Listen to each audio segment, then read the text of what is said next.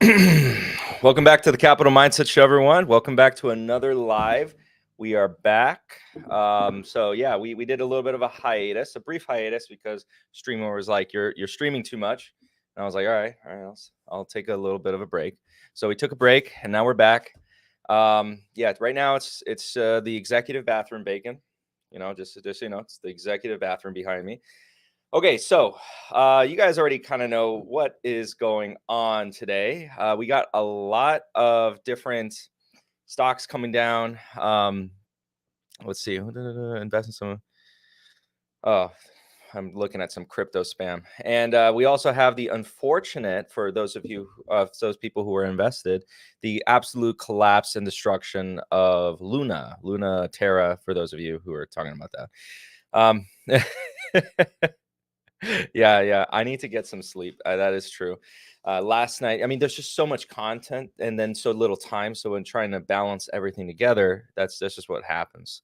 Yeah, and it's been a really eventful couple weeks. I got to say that. So this Friday we have, I think, Honest is reporting, and the reason why we're only pertaining a lot of attention to these is because it's kind of like a long time coming, and you got to understand the excitement behind why these stocks are finally, well, not finally, they've been correcting, but even harder than before. So yeah. And actually, Zastar, you're absolutely right. It is despite La Tesla. So you guys remember that old meme I posted? I kind of put it on a community post just in case anyone is new and hasn't seen that one yet. I think that meme has now aged like fine wine. Because in that, well, actually all the memes have, because even in the Office meme, we had Jeremy actually going out and buying those same stocks that he ended up buying. So it's almost like a predictive meme.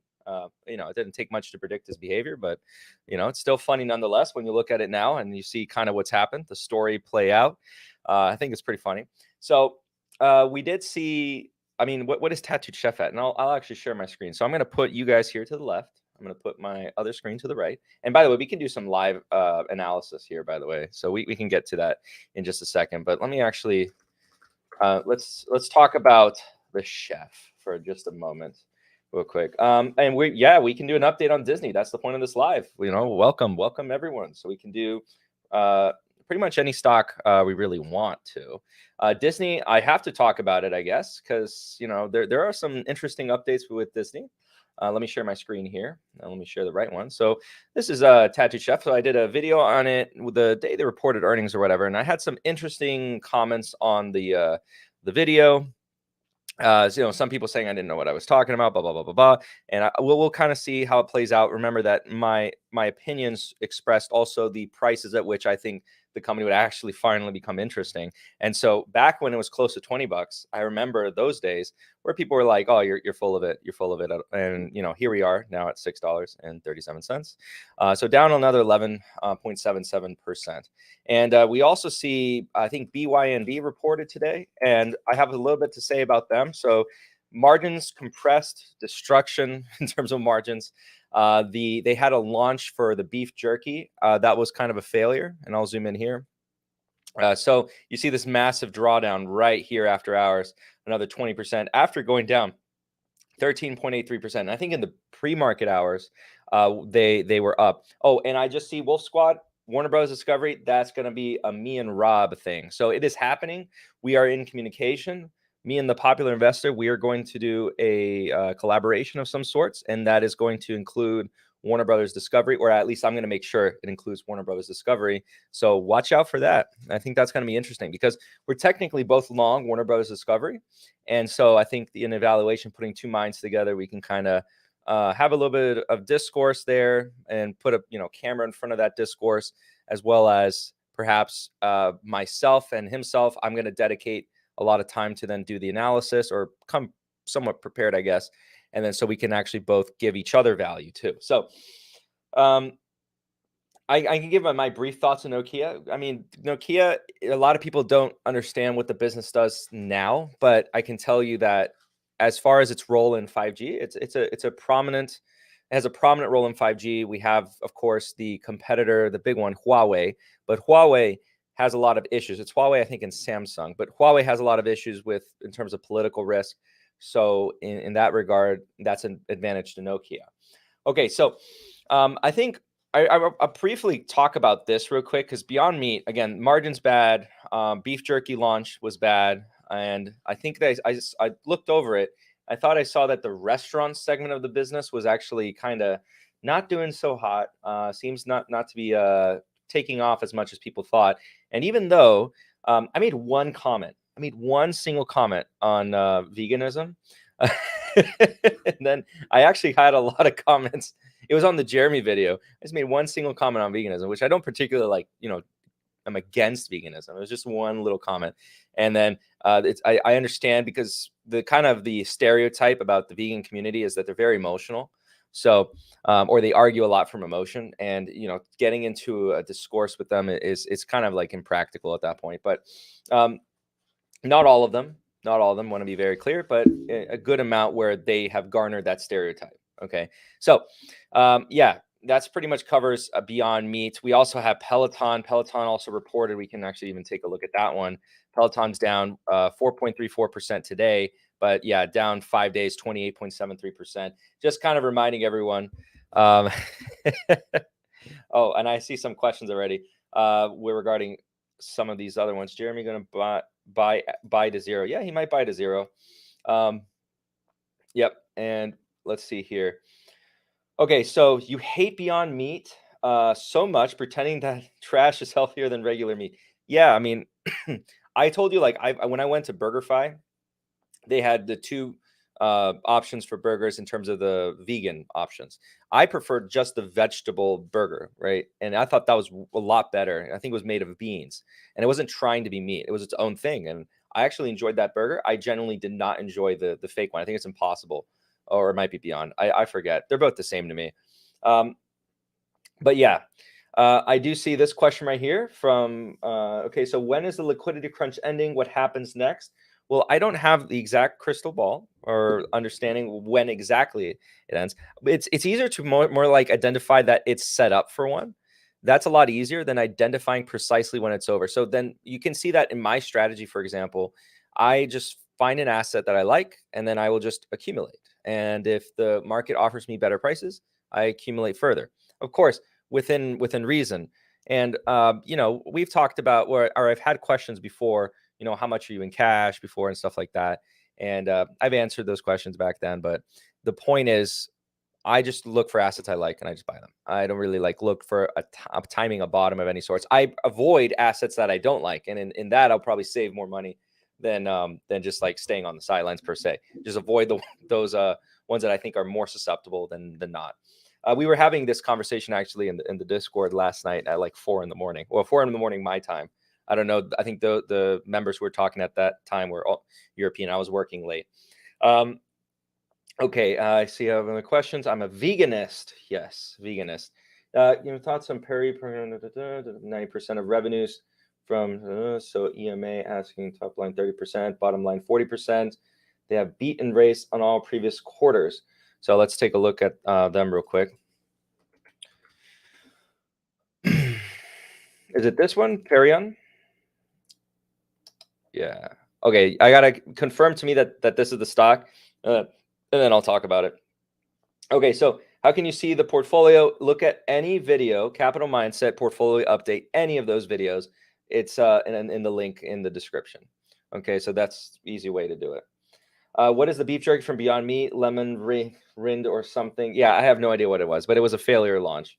And yes, Peloton was, to kind of go back to this, Peloton was 200, I think, yeah, 200 just a year ago. So let me go, yeah, right here. Well, it didn't reach 200, but it was like up there. It was out there.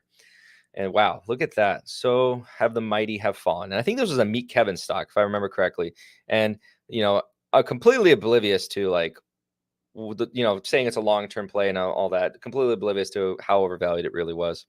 All right, so zero to mark.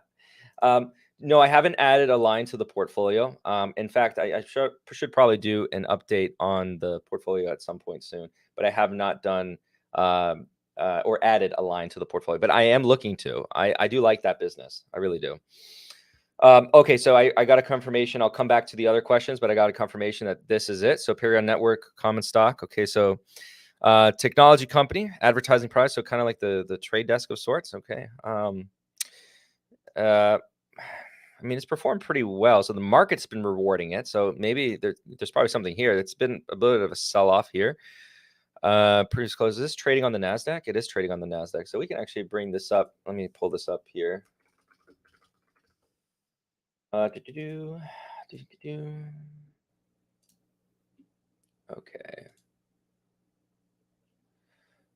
Okay. All right. Let's go here. Let me zoom in. By the way, an AMD video is in the works. So we're not talking about AMD today. Let me see how it looks. Okay. That looks good, I guess. I can see, I have you guys here on the left, and I can then see how you guys can see it. All right, so let's put that stock in. So it's Paris. Take a look. Kind of let it load in. It's got to wake up first. So I'll just respond to any other questions. Speak in Spanish, Fabio. So Kathy Wood is. Wait. Well, why do you want me to say that though? All right, he wants me to say. I'll say the word finally. I'll say the word. Kathy Wood es una creatina. All right, so he pronounced low rent, people eating tasty animals. Okay, a lot of comments. Okay, so tattooed chef going to 0. Okay, Perry loaded in, so I'll get back to those. Okay, so based off the analysts, they say it's a strong buy, price target implying 22.81% upside. Take a look at that. Okay, wow, cash flows looks pretty good. All right, so sales pretty good. Estimates are slight decline by analysts. Shares outstanding. How long has this been public? Let me actually pull that up here. So, okay, so it's actually been public for quite some time. So a little bit of dilution around there. So there's probably an event that I have to research right there. So that's going to be like a highlight. This is a preliminary, by the way, if you can't tell, because I'm doing this live. So an event right here, got to research, and looks like that kind of aligns with whatever this lump was. And yep, lumps with there. So an event here that we have to look into. Ignore all these growth rates because they're not actually for this particular stock. Okay, so yeah, because this lumped growth is affecting that. All right, so let's take a look. Well, actually, let's see how healthy it is. Okay, it looks pretty healthy. Okay, pretty good there. Okay, these are getting better here. These are getting better because more recently, gross profit margin. This is a tech company of sorts. I mean, I'm not seeing like software related margins, but then again, I'm literally, let me read what it says here just to get an idea. Office and Tel Aviv. Well, what does it do? It's a company that provides digital advertising products and services. Oh, it's digital advertising, so it's kind of like the trade desk in a way, but not really. And it is a smaller market cap. Yeah, I can take a look at it. Probably maybe do a deeper dive video on this company. Looks interesting. A lot of these smaller companies, a lot of times they have less competition for analysis. So if you can spot diamonds in the rough, they're pretty good. So I'll just say that. Are you buying more Adobe? Yeah, Adobe's actually in the category of acquisition. So yes, but as you can see, you guys can see the allocation I have to Adobe. It's not like a crazy amount because the intention is to add as it goes down. Yeah, Tattoo Chef should go into EVs. Absolutely. Yeah. So, okay. So it is a direct competitor right there. So, okay. I had that feeling in my head. I was like, that sounds a lot like the trade desk. So it's a direct competitor to the trade desk. Also has an exclusive contract with Microsoft Bing. It needs to be renewed in 2024. Well, for their size, that's meaningful. It's very meaningful, and it needs to be renewed in 2024, but they have been partners since 2010. Okay. So we'd have to really, analyze the probability of that getting denied because it could probably destroy them. Now they are actually closer to the lows than the highs. Okay, that's good to know. That's the level of analysis we do around here. We just look in the 52-week high and we're like, it's low, therefore we buy. I'm just kidding. Programmatic ads, also 300 million in cash, no debt. Yeah, so I was catching that here. It is picking up some new debt, but that could be in the form of lease obligations. But yeah, it shows here in 2020 they had zero debt, nothing. So they had everything paid for, and that probably means that their prepaid assets pretty good. Yeah, so it looks like they're really well capitalized. So they're not at risk in terms of the balance sheet. Okay, so NVIDIA. I mean, we can take a look at NVDA. NVIDIA is $166 right now after all those stock splits. 5% down today. Okay, so all-time high of 333. So it's about 50. What? Yeah, 50% down, like basically there. All right, so let's kind of come it in here. NVDA. Yeah. Let it load in. I think it might have loaded in. Yeah, it loaded in. Okay. So yeah, you see, once it's awake, it's pretty fast. So strong buy, price target 235.56, implying 41.65% upside. Right there, the analysts are good to go. Average growth 45%. So yeah, I would say it's pretty overvalued. Just if we just kind of look at it like that, maybe if I lower that. Wait, actually, yes. Uh, yeah. So I'm assuming some dilution, average growth. Okay, so 45. Let's at least put a 45 in there, and let's put like a 40. We're being pretty optimistic, by the way, like really optimistic. So actually, I'll kind of smooth it out like that. 30, drop it to 20, then go to 15 down there. All right. So we got. Yeah, I'll keep these probabilities. I mean, this is preliminary, just so everyone understands. Actually, I need to do this. No, and make sure this is no and no. Gotta rename that. I'm being so lazy. I need to rename that. All right. So it's basically priced. Let's see what it's kind of priced for, and we'll kind of explore that. 35, 33. All right, 34, 34. Cool, 34. So about 34. Whether or not that will happen, kind of like doubting that. That would be above average growth here. So yeah, because I went on the high end, and that's probably what they were priced for back up there. As far as this goes, I mean, you could get less aggressive with that, but I wouldn't recommend that, especially where we're at now. And if you want, bigger margin of safety, there you go. So that pretty much covers that. Capitalization, they're very well capitalized, and yeah, estimates are actually down for some reason on the revenue, down drastically from 2022. And that's their fiscal year. And then estimates, okay, cool. Shares are kind of stable. They bought back some shares and they issued some shares. Yeah, but on average, they've issued about 1.11%. And at their current market capitalization, I mean, that's a good chunk of change every year. Analyze block. Okay, so let me not skip over anyone. Is NVIDIA overvalued in your opinion? So to answer the question, it's not at the price I'd be buying right now. GPN, it looks fairly undervalued with a strong history of profitable growth. Earnings are negatively affected by the high rate at which they're amortizing intangibles. Okay, so got to first get a feel for what this company even is, because I'm not even familiar with this company. Global Payments. No, I'm familiar with this. Actually, yeah, I'm familiar with this company. I don't know why I didn't even see it. Oh my gosh, Block is down 15.61%. So I'm going to get down to Block in a second because I see. But yeah, so we're going to cover GPN first. Oh, and thank you very much. We got a super chat. So I'm going to give you my opinion on GPN. So Global Payments, let's take a look at, I guess we're going to pull up the 10K.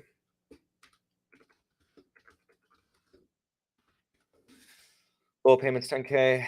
Let's pull this up, or any newer one, because I actually just want to see how they're doing more recently. Annual report 2021. Okay, so that they don't have one yet.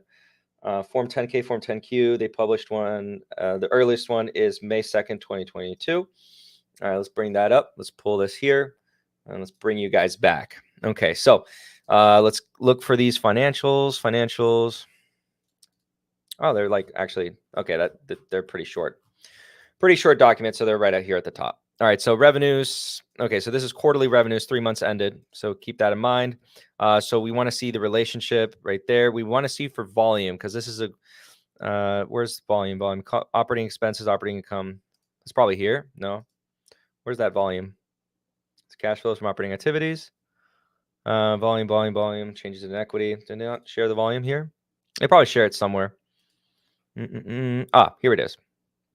Revenues. Oh, well, no, this is the revenue breakdown.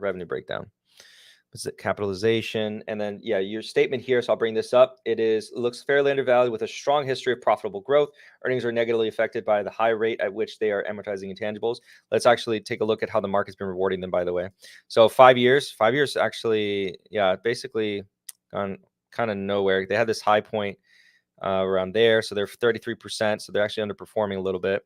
On the 1 year, they're down to 40% there. Max, they've done fantastic. All right, so just getting a gauge for how the market's rewarded them. PE ratio of 33.56, but that's GAAP basis. Okay, so let's go back up to the income statement and income statement. Where you at? Where you at? There you are. No, is that the income statement? Yes. Unsolicited statements of income, operating income, interest, and oh, let me also zoom in for everyone because I think, yeah, it looks better now. And I apologize for that. I should have realized that. Okay, that looks a lot better. So I'm going to keep it like that. Okay, so net income attributed to global payments. Okay, so solid, profitable, earnings per share up, operating income, interest expense and others, income before taxes. So where's this thing that you're saying? What am I looking for again? Undervalued with a strong history of profitable growth. Earnings are negatively affected by the high rate at which they are amortizing intangibles. Okay, so amortizing intangibles.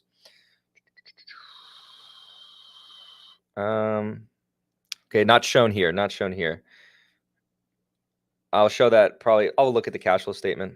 Amortization of intangibles. Oh yeah, actually that's a decent amount. Yeah, you're right.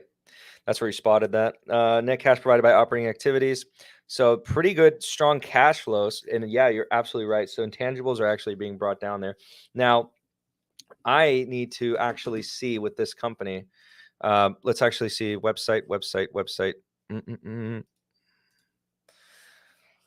Kind of remind myself. Let's see what solutions they do. Prepaid program, gift and loyalty, email marketing, merchant portal. Okay, good businesses here. This is again why I was saying that it's tough. It's really tough.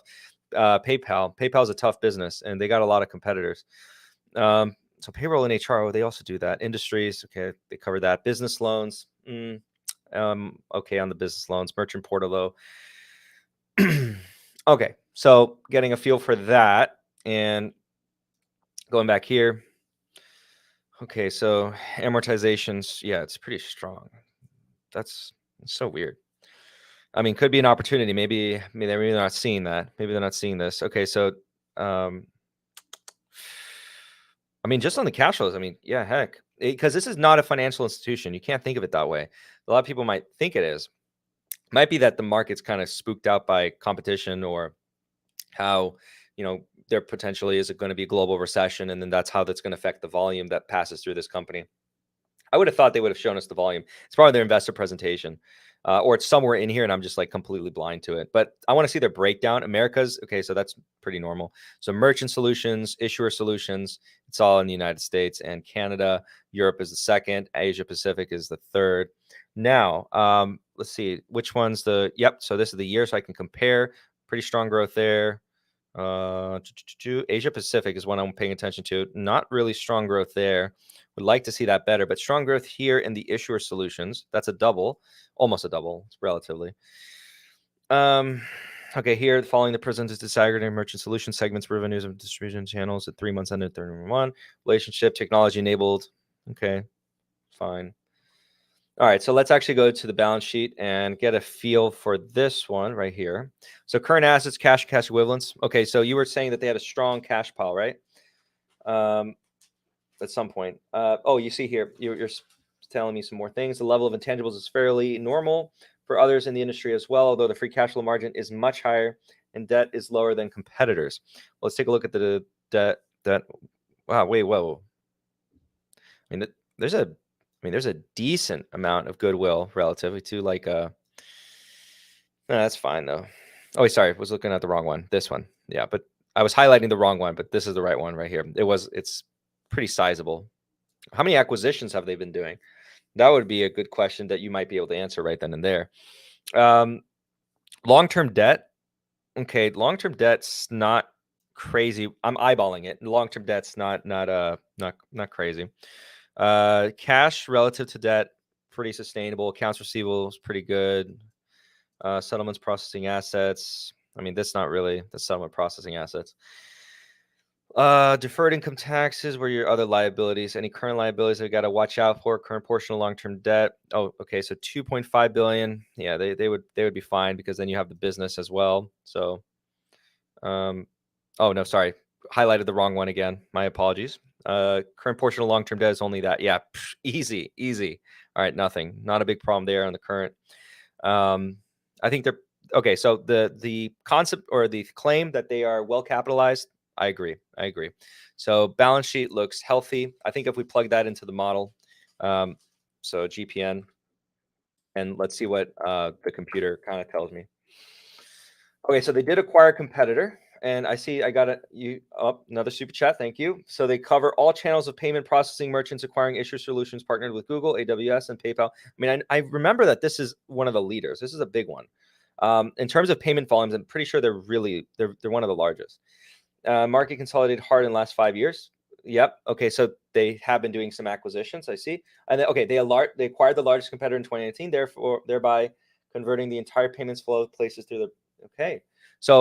Okay, so that kind of covers that. I see that. Okay, they did a lot of acquisitions. Oh, just so I cover this real quick, so I don't forget. Strong buy by analysts, $154 price target, implying a 31.46% upside. All right, then we're gonna kind of go over into our owns. Now, I have a question for you. Have you kind of thought about or penciled out any sort of growth rates for this company, and then that I can kind of concur or push back on it? But no, look, it honestly looks pretty good. I haven't actually been paying attention to this company, so I thank you for also putting it into my scope. All right, so I can actually take a look at this, and perhaps I even do a video. Okay, so share-based compensation expense, I see it there, but interesting. So they have been issuing shares. Okay, so this is concern number one. Shares issuance, that might be because of those acquisitions. And you said in 2019, boom, there's the answer. All right, cool. So that covers that. I don't have to be concerned that that's just some crazy out of the way or out of touch thing. It's probably accretive. And then we can kind of see that. All right, estimates for cash flows are actually expected to grow.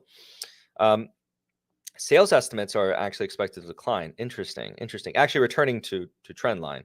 So interesting. Okay, so I'm actually watching out for you. See, acquisitions have been paying off well. Well, if they're consolidating and they're experiencing some synergies, that would be good.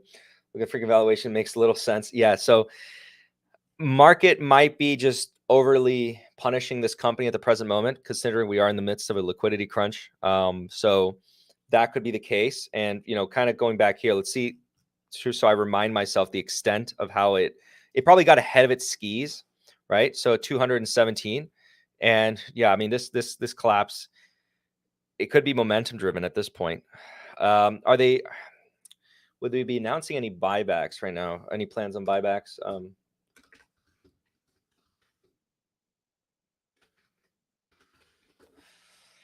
Okay, so indeed, goal payments. Okay, so they have been actually doing it. Yep, 2021 right here.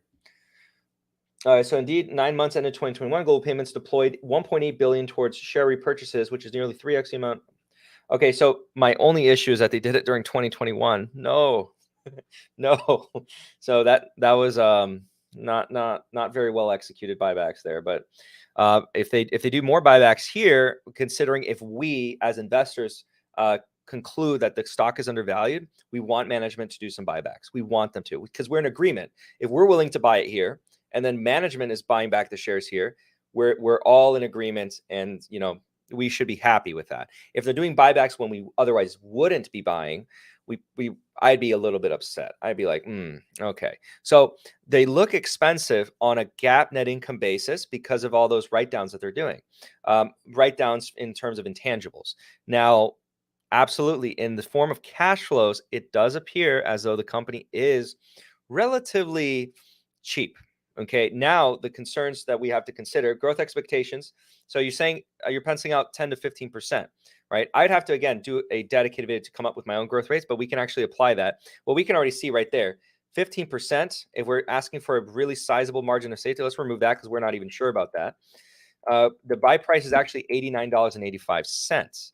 All right, but maybe that's too aggressive a margin of safety. Maybe your confidence is a little bit higher, then in that case, we're already in that zone where I'd be interested if this is like my belief. So let's say, let me put that 15% in is here and the 10% right here.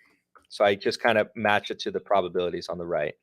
And then let's say on low probability, they grow at, just 5%.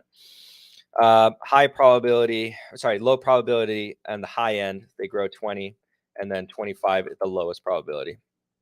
Okay, so the model is actually telling me right there, it's not worth it yet at these price points. But again, these percentages, these are not the final percentages. Okay. And these are not the final growth rates for my assumptions. I'm just kind of just penciling out there and doing a quick look. This is really interesting. This one could be one that it might be getting kind of overly punished by the market.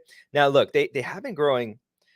Yeah, they have been growing on average about 35, but that's again including these acquisitions that they've been doing, and so those synergies. So I think that I'm gonna have to take another look. I'm gonna have to actually look at this company. So I'm gonna actually write this one down. This one has to be looked at. I thank you for actually bringing this one to my attention. Okay, so I wrote it down. We're definitely gonna look at it. And then management. Oh, I didn't see this one. Management is guiding for 15 to 20%. Okay, so we have the 20% in there. So good. And then 12% is reasonable. So let me actually then, based on that, I just want to do this so I make sure I cover all your bases. So 12%, we're right there. We're basically there. But so if this was something like, for example, I was like saying I'm adamant about adding this, my strategy would be right here. I'd be buying, and then if the weakness were to continue, I would be building the position out. But no, actually, like, pretty interesting business you brought up. Okay, thank you. I thank you for bringing up that business. Okay, because I'm only human. I can't watch every single business. So when you guys bring up these businesses, I'm like, oh, I didn't think about it. All right, so going back to some more questions. Let's see. Fabio, can you take a look at? And I'm trying to go all the way back and. Oh, and by the way, he did mention this. By the way, I just wanted to highlight this for everyone to see, because Fiserv is a company that does compete in this sector. So Fiserv, I have some good insight there. I actually spoke to my banker at Bank of America a while back, and he has some good insights regarding the technology and products that Bank of America is kind of releasing, and they're all in-house, and they're actually trying to replace Fiserv. So that's not inside information at this point. It's not. So, take that with what you will. Fiserv's big customer, Bank of America, they're going to be a little bit trouble, I expect. FSV is another company. So that's not to be mistaken with Fiserv, but Fiserv, yes. Fiserv owns, by the way, just in case, so I don't forget to mention this, they own Clover. So Clover competes with Square. And I remember I'm still going to look at Square. And then O'Reilly. Okay, so O'Reilly. The chime is so addictive. It's in the head. It's like, oh, O'Reilly Auto Parts. All right, so ORLY. So ORLY, and are they getting smacked recently? No, they're not really. I mean, my gosh, what is this? This is like the volatility on this thing is like non-existent, except for more recently. What is this? Yeah, this is a 17% drop from all-time highs in April 8th. Okay, so I'll tell you, like, right off the bat, my impression is probably they're going to be overvalued. Or for me overvalued, but maybe not for someone else. Go plug that in, see what it comes up. Yeah. Okay. What is it? Oh no, because I'm looking at the 5-year. Amazon's already down to 2,100. My gosh. Costco, that's insane. Look at Tesla. Tesla's down 8% today. All right, so let's probably done by now. All right, so O'Reilly price target 648.8, implying 6.79% upside. So even analysts are kind of like, it's right there. Return on invested capital. That's my preliminary thoughts on O'Reilly. I remember when I looked at them a while back that the management has done a wonderful job at reinvesting capital into the business at effective rates. So pretty good there. Cash flow is pretty good. Shares outstanding. They're cannibalizing. Let's take a look at the ratio. So let me make sure that wasn't like a fluke. No, yeah, it's really strong there. Earnings quality really strong, indicative of a fantastic business. Gross profit, strong. Operating profit, strong. Net profit margin, strong. This is a company, for example, I mean, anecdotal evidence. My buddy who's a gearhead loves this, going to their stores. Long-term debt ratio, strong, healthy. Current ratio, cash ratio, I wouldn't be too concerned with these, even though they are below 1. So I'm not like, oh, they're going to go bankrupt, but it could be better. Not really concerned, because I do think that with this kind of business, there is a little bit more liabilities versus assets on the short duration. So it's fine. Not going to kill them. Now, summary report. Let's go here. So if I were to just like throw in, and we're kind of just going to create a ranges, because we're not doing a sit down analysis. Like somehow, let's say they grow at 18% again. I highly doubt it. So I'm going to put that at the 2%. 15, 10. We're getting in the more probable ranges. Well, actually, let's put the 10 there. Let's put the 15 there, and then let's round this up to 20 just to make it easy for me. And 5. Okay, so based on those probabilities, I think like 10 to 15 is going to be where the most probable outcomes are for O'Reilly. Again, that's just penciling it out. I haven't sat down and been like, oh, these are the growth rates that I think that are going to happen. The model's actually detecting healthy balance sheets, so we're confirming with what we said. The shares outstanding has been declining quite drastically, so watch how this is going to change the outcome. So on a 3%, let's say they do half, on a 3%, they don't even have to achieve that much level of growth to actually get those returns. Now, here's the caveat.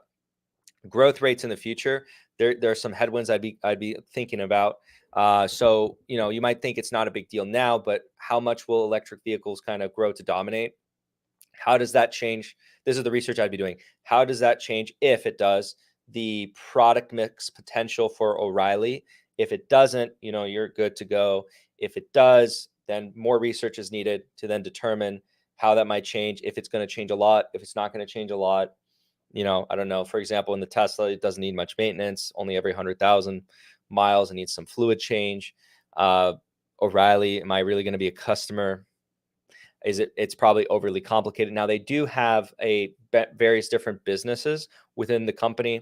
I'm pretty sure all these guys, they have even distribution channels for these body shops. So I'm pretty sure that they do that. And so, they're not just the store. The store is the consumer facing end. They have the B2B businesses as well. So that's off the top of my head. Sentiment's really poor for this. I don't know why. Yeah, sentiment's really poor. So yeah, taking a look. Oh, it's got like no mentions. So it's just, this is pulling from the general internet. So it's got no mentions recently. And yeah, you can kind of see, you can pause it here if you want to and see what articles are being written. All right. So on to the next. Oh yes. Because now I am also a grifter now. You guys have made me grifters. Block. So block is down a lot. I did say I'll talk about them. So right here. So we'll do, what is their ticker? Still SQ? Yeah, it's still SQ. Need to change that. I need to put BL. Oh no, they can't do BLK. All right, so block is down 15%. So we're down back to $17. I remember when some certain people were saying it's down over here, and they're like, it's so stupidly ridiculous, and it did this bounce up, down, back again. So I just want to actually see. Okay, so the collapse actually really started. Yeah, November-ish is when it started. So now it's down to 71. This company has had a lot of revenue growth due to cryptos. So I'm not really surprised by this 15% drop more recently. Crypto has been kind of, even if you're an investor and you're saying they have nothing to do with cryptos, that's not the main growth reason.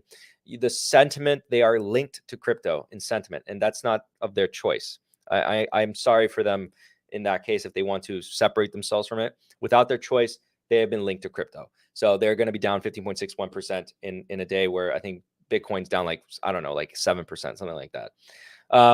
Okay, so SQ. Let's kind of plug it in here, and then we'll let it load in, and then I'll just pull up the. Let's do this. Pull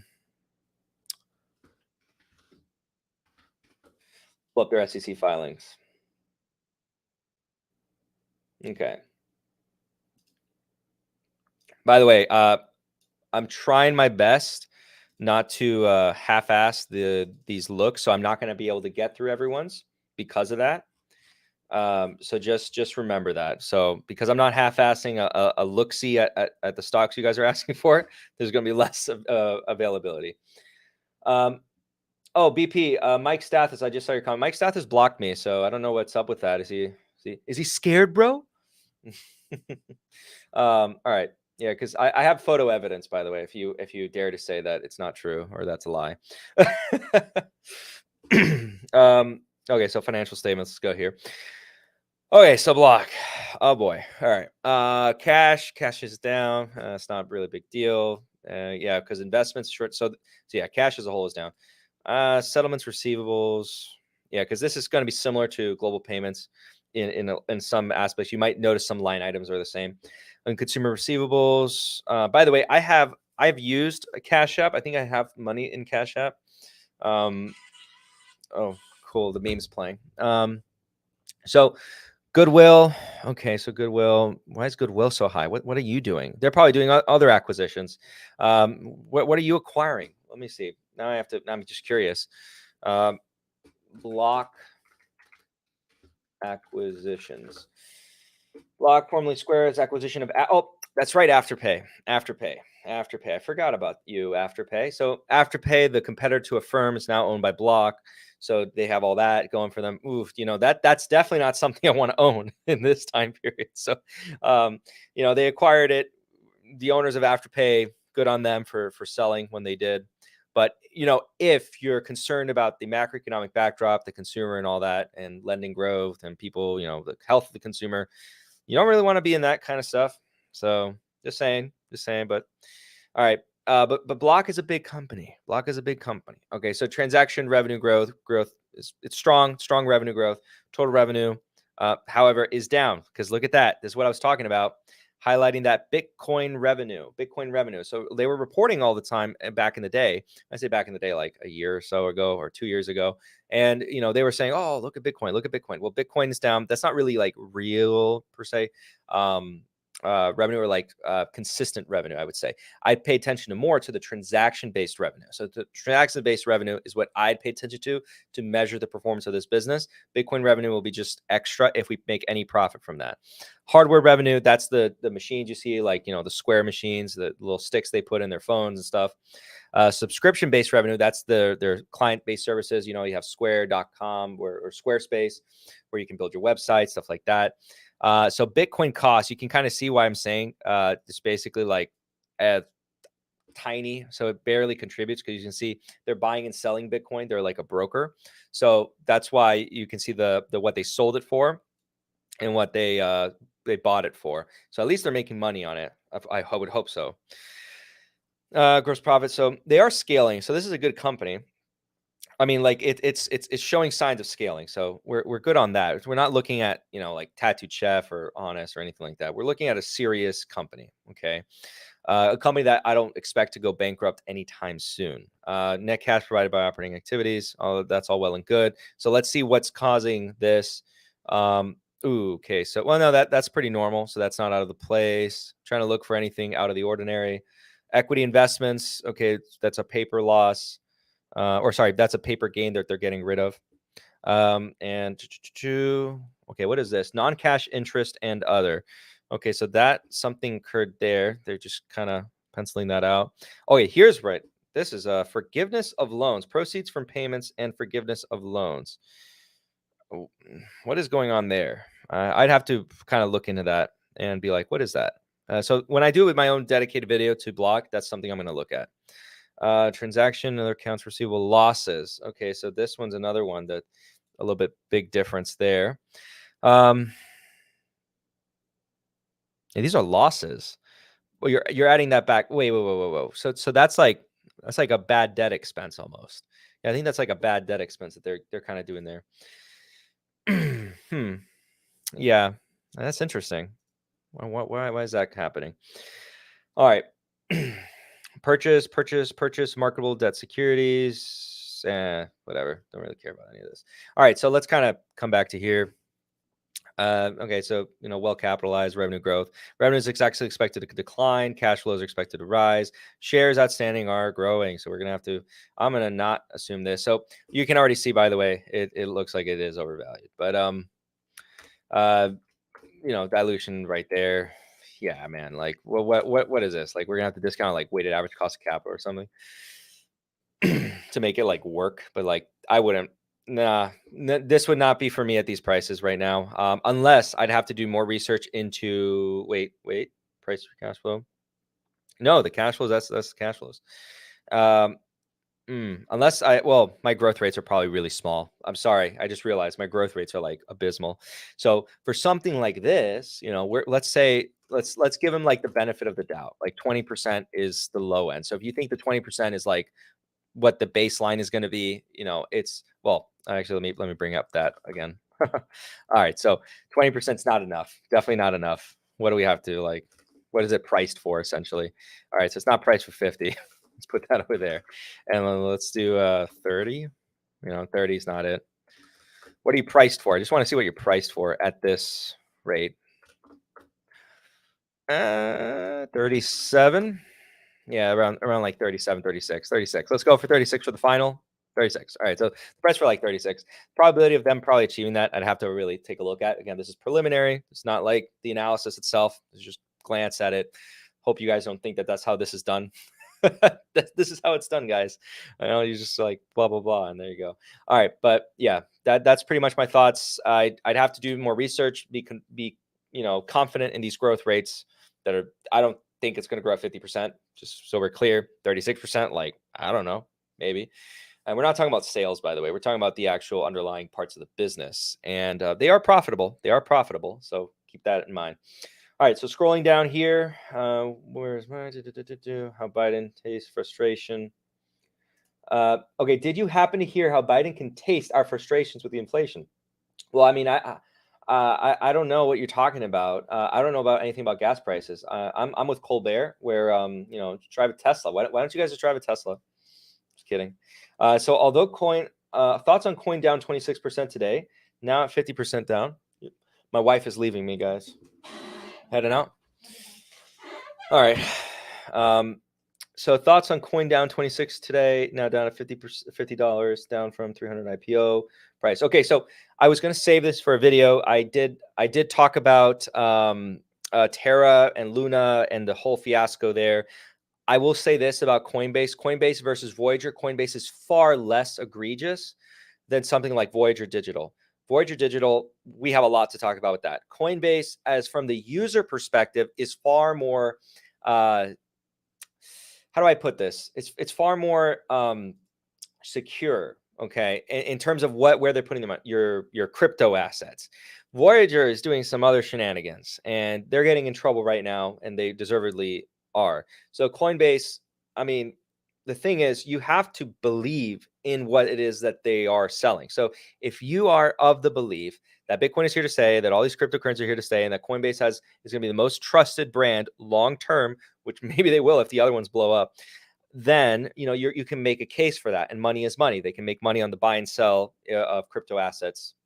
Okay, but you have to make that case. So I don't think it's appropriate to put it through the model yet, because I'd have to. That one I can't even pencil out. I have no idea. That's so tied to the sentiment around Bitcoin, the sentiment around all these other cryptos.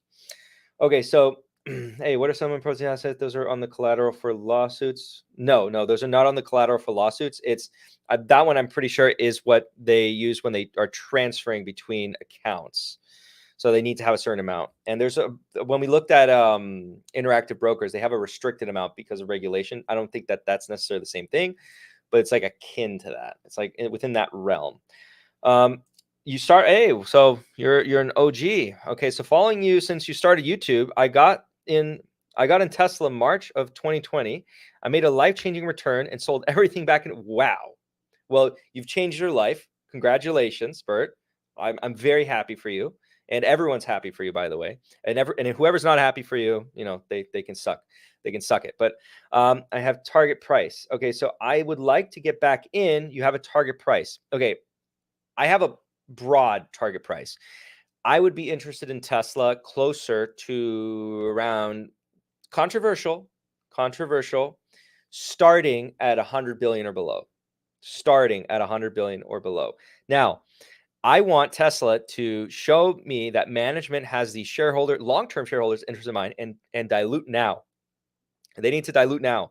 I've had this discussion with the when I brought on the Tesla bull, when I wanted to have opposing opinions. Because think of it this way: if they dilute now, and what is the market cap at? Let me actually pull up the market cap so I don't misquote the market cap. I would hate to do that, to say fallacies or incorrect facts. My facts don't care about my feelings. So market cap 760 billion. Let's round it to $1 trillion. But when they were at $1 trillion, if they diluted by 1%, think about what that is. 1%, $10 billion. Okay, $10 billion. And then how much is a gigafactory, right? So if we take a look at the cost of a gigafactory, it's about, right here. The gigafactory proposed to be built, and I'll share this with you guys so you guys have some visuals, everyone. So the Gigafactory proposed to be built at a cost of $5 billion, designed to make blah, blah, blah. Okay, what I care about is the cost. Let's say it's all $5 billion. So they dilute 1% at $1 trillion market cap. Do the math. That's 2 gigafactories for just 1% dilution. Pretty reasonable. All right, pretty reasonable. And the other car companies can just go suck it because they have to go take on debt in order to do something similar. Well, you just have to issue about just 1%. Now, if your stock price comes down, you're taking on the risk, right? And of course, let me be very clear. They can't just go, just issue all of a sudden. They got to go through the process, the right channels, but they should be doing that, in my opinion. I think Michael Burry said something similar. So I'm not a genius for saying that. Okay. But that's my opinion. I agree with Michael Burry in that sense, then, if we're going to say it like that. And even now at 750 billion, 1% is 7.5 billion. That's a gigafactory right there. And you're just giving up 1% of the shares, right? So if they were to do that, I would be fairly impressed with the company, and I would probably want to own it more than now. Okay. And I like the product. I'm actually getting, let me actually say, I'm going to see on the app when it's coming, and then I'll do a video when it arrives. Load. August 28th through October 9th is the estimated delivery time. So, and I'll do a video when it arrives, and we'll have a blast, I guess. And then this will become a Tesla channel, and I'll only start talking about Tesla because I'll find out that the Tesla car videos get more views. Just kidding. Where am I? Just kidding though. All right, so we got some stuff here. I'm just skimming through. O'Reilly, I already covered O'Reilly. Older than you, boy. My wife has returned to me. AMD is getting its own video, Spaceland. I'm older than you, boy, so you are older than me. Stop giving me super chats. Save them for me. Yeah, true. Look at SEMO. You won't regret it. I'll take your word for it. We're going to look at SEMO. Uh-oh. SEMO stock. Okay, it's a stock. Okay, so Silicon Motion Technology Corp. Okay, so NAND flash controller. Okay, circuits, solid system. What's their size? Oh, well, they're small. And controllers, the company in the billion 2006. Okay, cool. Market's been appreciating them, and they haven't really had this much of a slowdown. I mean, again, with smaller companies, you got to understand the risk is actually less. There's less risk. Did I say risk? Whoa. Erase that from your mind. That's not what I meant. That was a complete slip. Brain fart there. Less competition for analysts, for analysis.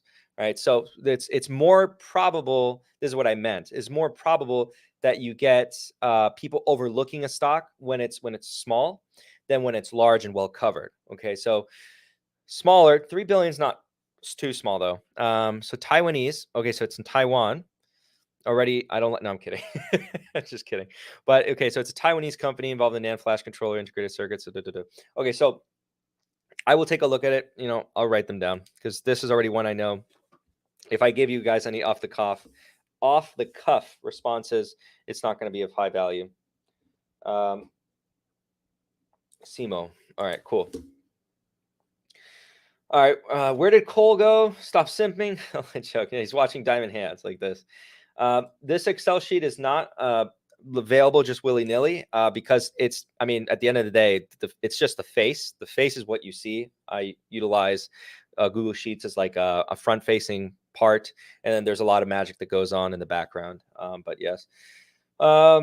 that will be available around August 2022. We're trying to figure out with cloud-based solutions how we're going to host it because a lot of data actually passes through it. So you have a model for Tesla and get price. Oh, okay. So more questions here.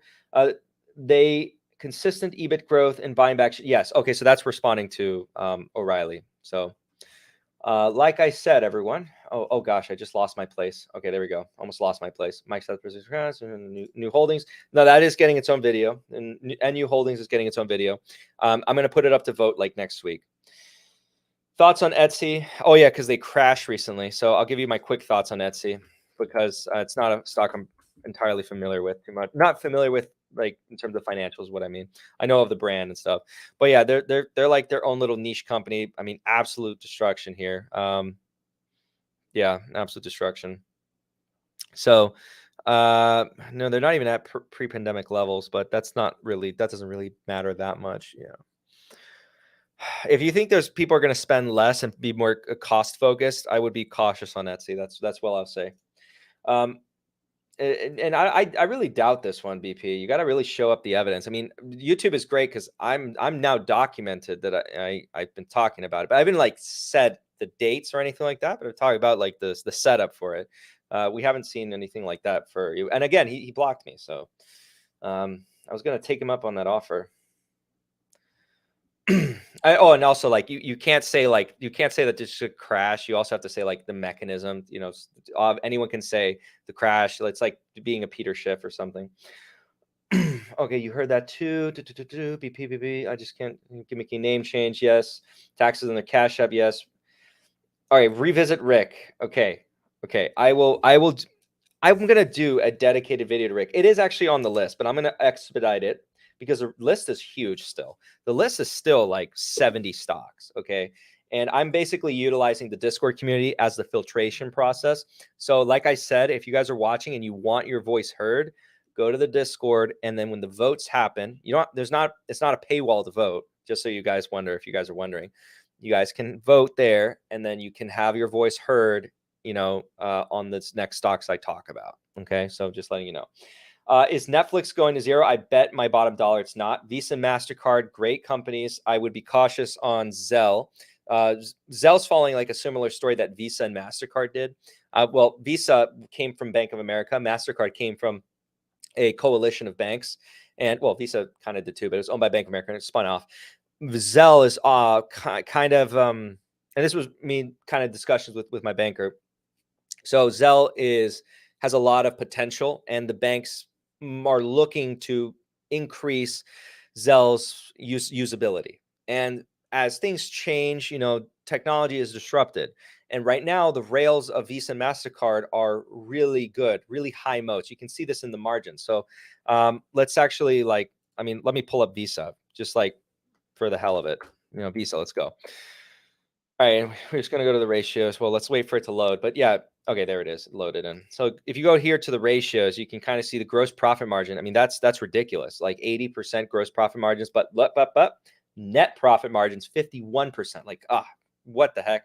That's incredible. So MasterCard's really similar. I think MasterCard's gross margins are even higher. And yeah, but net profit margins are about the same. So yeah, right now they're kind of unchallenged. You have then Discovery, MasterCard. You have a couple other smaller ones around the world, but yeah, pretty much great.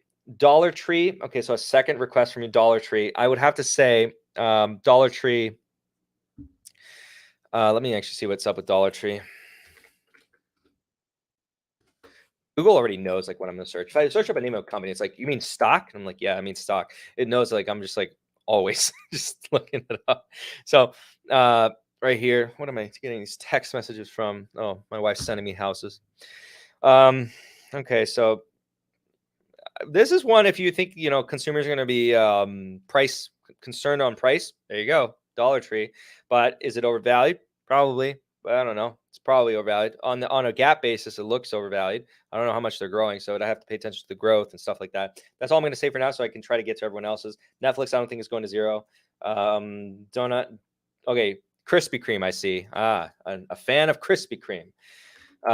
Now, Krispy Kreme went public recently. And I say recent, like within a couple years. Yeah, you see right here, July 2021. Now you can have a love for the store, but then a disregard for the business. Because if I actually pull up, let me pull up Krispy Kreme. Krispy Kreme. And by the way, does anyone have a favorite donut? Oh no, I forgot to put 10K. I asked my friends, my close friends, and they all said the glazed donut was their favorite, so the classic. Okay, bringing that in here. Oh, wrong one. Click here to zoom in. Okay, let me see how it looks on you guys. All right, probably get one more in there. All right, cool. Let's go here to financial statements unaudited. All right, so net revenue, product sales. Okay, so I want to look at gross profits, net total revenues, product distribution cost. Where's gross profits? Oh, that's right. These are probably franchised. Are they franchised? It's probably franchised. Product sales there, royalties and other revenues. Okay, no, that's like when you go to, I think, some stores and you have the Krispy Kreme brand there. So total net revenues, product and distribution costs there, operating expense. Okay, so no, wow, that's pretty good. Operating expenses, pretty high. Well, not pretty high. It's just where the most of the costs are. Operating income, depreciation, amortization, it's fine. Operating income, okay, it's fine. Net income. Where's that? That's fine. Okay. Oh yeah, net income with non-controlling interest that they're removing. Okay, that's fine. Is this a VIE? That'd be funny if there's a VIE. Yeah, so about what is that? In millions, billions, in thousands. Okay, so million. All right, so millions. And what's their size? Just remember, oh, that's the quarter. That's the quarter. Still, what? My gosh. What the heck? Let's see. Am I reading that right? Yeah, what the heck? Are they like just now becoming profitable? Oh yeah, they are. They weren't profitable before. Okay, so they're now just approaching profitability. So yeah, no rush for me to enter this. I'll just say that. No rush for me to enter this. I'll be a happy customer. I'll buy up some donuts, but I won't be buying up some Krispy Kreme stock. Oh yeah, so this comment here, yeah, anyone can say that. A lot of people were saying that the rates were going down, and actually, you have to be specific on the mechanism. It's very important to list out the mechanism too, not just saying rates go up, therefore stocks go down. High five trucking company cyclical stocks. Depends. They can be cyclical. We're talking about raising rates way down. Listen to my status, not chumps like Fabio or scammers like LeFou. You keep saying chumps. BP, he blocked me. He's pretty scared, I guess. He's scared. I heard Coin is securing some security. I don't know what you mean. We mean Coinbase. I don't know what you mean there. Meet Kevin's new video. No, I haven't seen it. Share with us. Tesla under 600 is his way to buy my life. Bert. Okay. Rue. I can't do it. Fabio, are you high? No, I'm just have a lot of energy. 100 billion. What? I don't know what that's about. 100 billion. Oh, I'm literally catching up. You see, that's what I'm warning you guys. Like, I'm trying not to, half-ass when you guys ask me for looking at stocks. So give me a sec to catch up to everyone. Help me out here. Why does Salesforce get basically zero returns on capital and have 48 billion of goodwill on the books? Acquisitions for goodwill. That's why. And return on invested capital. Well, ask yourself. I'm not going to tell you the answer because that would be a disservice. Google right now the formula for ROIC. Okay, and then that will kind of answer your question. And if you're still having a little bit of trouble, then continue asking again. But Google that, and that I'm doing that for you. Okay, you're going to learn even more that way. Okay, so 10K per share. We will train economics. Accurately predicted interest rates maxed in 1980. Not successful in stocks though. Yeah, economists don't always make good investors. I'm not sure she's a good economist. CRM is a serial acquirer. Yes, Spaceland, you're absolutely right. This is absolutely not true. I've been already critical of CNBC, but it's kind of funny you say that. Listen, Steph. I mean, you're just like repeating yourself. Fabio, you're insane for not buying Citi right now. No, I have Citi. It's the only one that stayed. but you know that. You're just messing with me. Rick, new NUE. You mean new bank or new core? NUE. I forget which this one is. NUE stock. Yeah, this is new core. Okay, so yeah, I don't touch these kinds of companies. These ones, I don't understand them. I like to stick to the bigger ones, but I don't understand the steel ones. I would not be a good source of opinion on this. My opinion is like, I don't know, steel going up or down. But yeah, I'd be hesitant. I mean, I've been selling my commodities, so I've already done videos on that, so it's of no secret to anyone. Have you checked INMD? And no, I haven't yet. INMD. Fine Technology. Is this the right one? Oh, no. Wrong one. I spelled it wrong. INMD. I was like, I'm promoting penny stocks. All right, so 1.7 billion. What is this? So this is a Chinese company. No, it's Israel. Okay, Israel. A lot of these Israeli companies that get highly disrespected. There's also like Checkpoint Security. I'll actually take a look at that afterwards. Okay, so massive drawdown here. What's going on? What does this company even do? It's a medical company. Okay, so I'm gonna write it down. I'll look at it. Well, it's already actually on the list. It just hasn't reached voting time yet for it. Pickle Rick. I see Pickle Rick. Yes. So, and Netflix is going into those buy ranges that we were talking about in the Netflix video. So I'm happy about that. These are good things. Dollar Tree, 3.5 tree, glazed, CMI, SCN spins. Okay, so CMI. Let's go. CMI stock. Cummins. Oh, I actually like Cummins. I like Cummins. So, solid industrial play. I can probably shove them through the model real quick and kind of give you a quick glance. I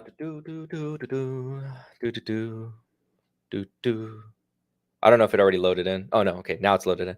So analysts say 238, implying 21.56% upside. Taking a look at the analyst estimates, they are expected slight decline, slight growth on cash flow. Shares outstanding have been declining. Cool.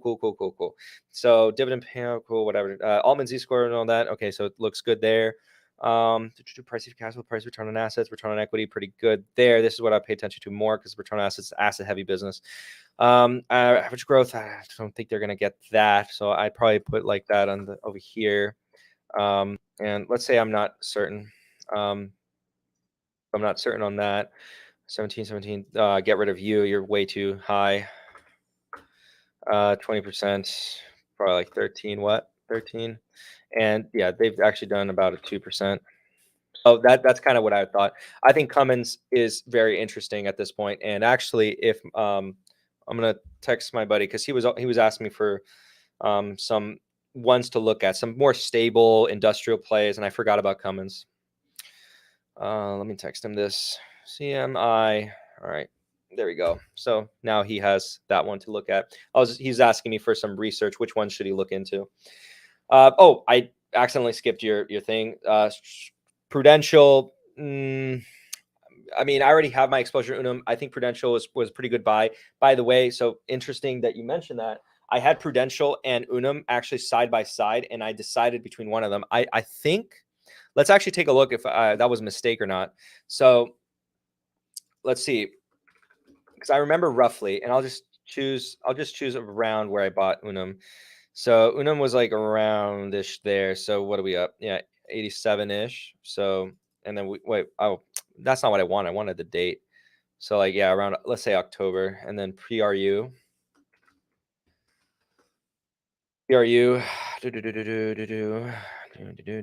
October, whatever, it's around the same. Okay, so no, I made a good decision. I was almost scared. I was like, I'm gonna be humiliated live.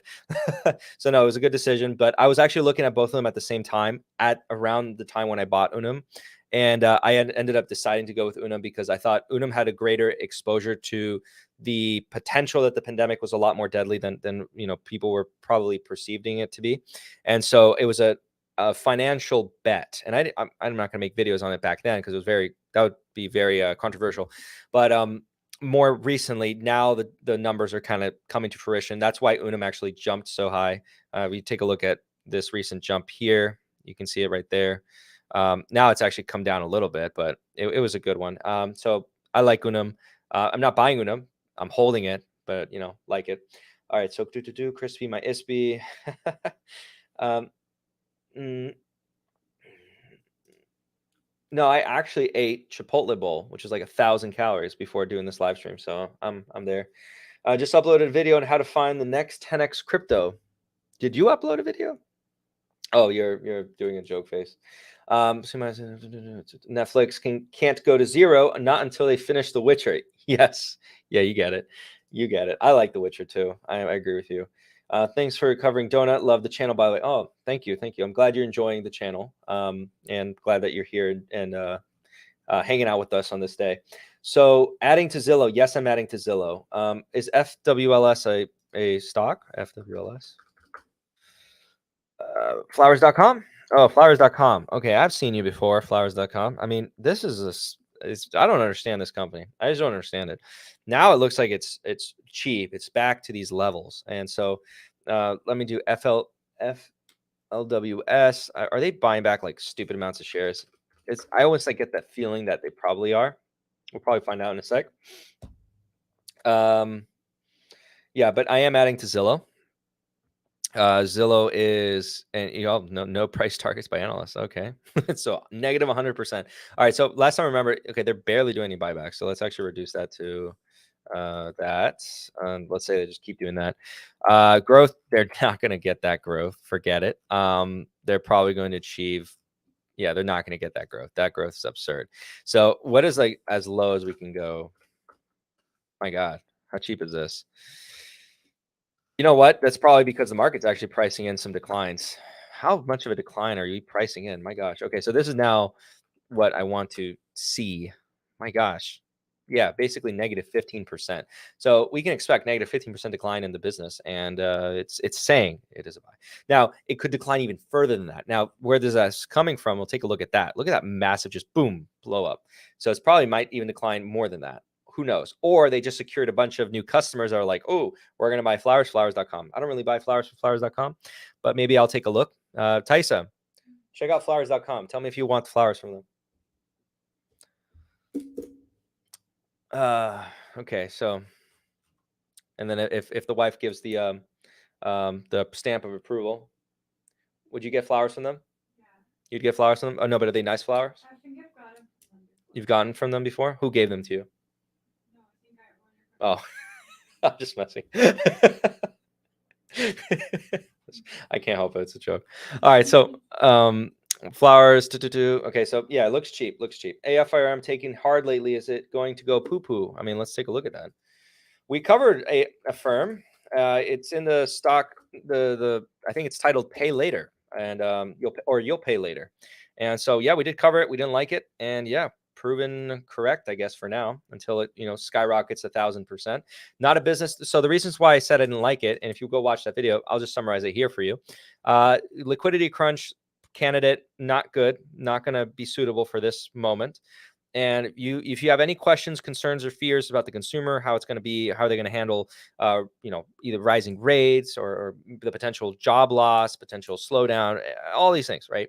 You're not going to want to be in a firm, okay? And a firm, I think, is still tied a little bit to Peloton because I think they diversified away from Peloton. I remember going over that in their presentation, but I still think it's a decent chunk. And so Peloton and them have like a destiny together. Now, you also have to consider competition. Anyone can start one of these things, and we have PayPal coming up with their own. You have Affirm, you have Block with Afterpay, and there's a lot of competition. There's not really that much of a moat. At the end of the day, it's convenience for the consumer. It's good for the consumer, but not so much for the business or the shareholder. That's my personal thoughts on it. A lot of people are suggesting you kind of get an idea, by the way. You see what kind of companies are really struggling within the technology space. Financial technologies, aside from Visa and MasterCard. But a lot of these consumer-facing financial technology companies focused on loans. So take a look at, for example, we covered SoFi. I want to cover some notes that I did share in the private Discord part of the Discord channel because some of them were asking more in-depth questions, and then so I obliged and gave them a little bit more thought. So I'm going to share that now. So they had plenty of time to already read it, but I'll share some additional thoughts here. And I just kind of want to read over it. Where are you at? Okay, here we go. So just pretty briefly, I want to cover Galileo. So Galileo is a high potential part of their business, but that's all it is. It's potential. And you also got to take into account or consideration the value of the assets on the books for something like SoFi. At the end of the day, if you listen to the earnings call, and listen closely to the earnings call, the management is always trying to deflect away from the quality of their assets and saying the income of the people. And I think that I have the notes. Income was like greater than 100,000. It was like 130,000 average income for some of their loans. Now, the problem at the end of the day is that that's still personal loans. It's not a secured loan. It's not like you're doing mortgages to high income households. Those are the pristine loans. And, well, it's not as pristine as big corporation, but it's still good. It's still good. It's like Wells Fargo focuses on that kind of stuff. And so a lot of people think that price to book value can just simply be applied to everything. And so this little tidbit here, you got to be careful with that thought process. Not all banks are created equal. I'll just say that. So on the interest of time, I'll just say that. And so SoFi has some interesting businesses within it that have potential, but they're just potential. And the big banks, they're not even targeting them as a customer per se. Of course, they would want that. But if you kind of listen to what they're trying to pivot to, they're trying to target credit unions, smaller banks, regional banks, but not so much the big commercial banks, because those guys are investing in their own technology and they're trying to vertically integrate within themselves. Like Berkshire Hathaway likes Bank of America. That's their favorite. That's also my favorite bank. It's in terms of the business. I do like Bank of America. I know JP Morgan's at the top right now, but I think Bank of America is number 2 and always trying to want to become number 1. And so I think they have the drive for it. And if Jamie Dimon kind of gets away or the leadership kind of falters there, I think Bank of America has a shot. Of course, they have a really good reputation. And so that draws a lot of talent. Like you say to some guy like, oh, do you want to be an investment banker? What do you want to be? A lot of them might say, JP Morgan. JP Morgan has a good name aura around students. You ask students, the next generation of analysts or whatever, they'll say that. And then Goldman Sachs. Well, Goldman Sachs is actually a lower quality bank, in my opinion. But it's not just my opinion. But when I talk to other people who are more astute in analyzing banks, they tend to share that opinion. And then I've kind of adopted that opinion from them. So yes, C Limited. So C Limited, that's the one in Singapore. Good company, lots of different. That's a spawner. That is a spawner. How are they? How are they coming down? So SE stock, C Limited. So let's go 1 year. Oh, look at that, down now 83%. Jeez, ooh, that's a lot. All right, so they're not at pre-pandemic levels. I think this was a Li Lu investment. I don't remember. I think this might have been a Li Lu investment. I don't remember. Don't quote me on that. Definitely don't quote me on that. But they have a lot of different business lines. So if you go to their website here, you can kind of see. Oh, wow. Beautiful picture. Products and services. So have this digital entertainment. This is their gaming. Shopee. That's the one that e-commerce. And then C Money. Those are the big 3. And so in all 3, I wish them all the success. I like this one over Coupang. And remember I said Coupang in the video with Coupang, CPNG. They were de-risked when they fell like that. In my opinion, that was my personal opinion. What did they do today actually? Because I want to actually see what they did. CPNG. Because I said in the video that they did de-risk. Okay. Oh. So they're up 18%, 18.92% after hours. I mean, there was a massive drawdown, but back when I looked at it, that was my opinion. The price, it's not really like for me. I didn't buy it, but it was de-risked, my opinion. That's what the model was saying. So a lot less risk than where it was before. I don't know. I did see a good comment from someone who is Korean. Again, I have no doubt to not believe they were Korean. And they stated that, it's a good win for the customer, but a very difficult business. And they're having some struggles with Amazon there. So want to take note of that, by the way. I know that we have to acknowledge that that's anecdotal, but take note of that and then do further research to confirm or deny that claim. Okay, so so I already covered C there. So I see your question there. Okay, how many different stocks we should own for diversify? That depends on the person, and yes, it depends on how much time you have to do the research to kind of make sure that you are keeping a good amount up to date with each individual stock. If you over diversify, you might as well just buy an index fund because whatever, it's too much. You're not going to be able to know what the heck's going on with your companies. C Limited thoughts. Okay, so you did that one. And Datadog. Like the business, very competitive. So, well, I like the service. Let me correct. I like the service, the business end, because it's a little competitive. You know, that whole SaaS business, there was a moment where it was really high flying and sexy, and now it's, you know, people are kind of down in the dumps on it. But let's see what Datadog's been doing.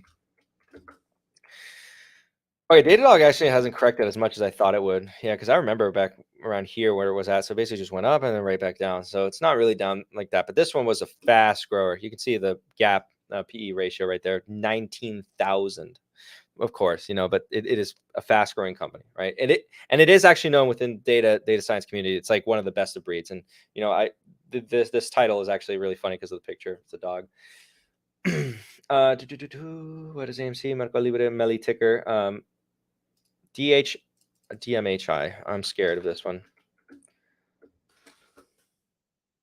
The heck is this? DMHI. What are you trying to bring me into something? What's up with AMC? Well, I don't know what's up with AMC. Oh, yeah.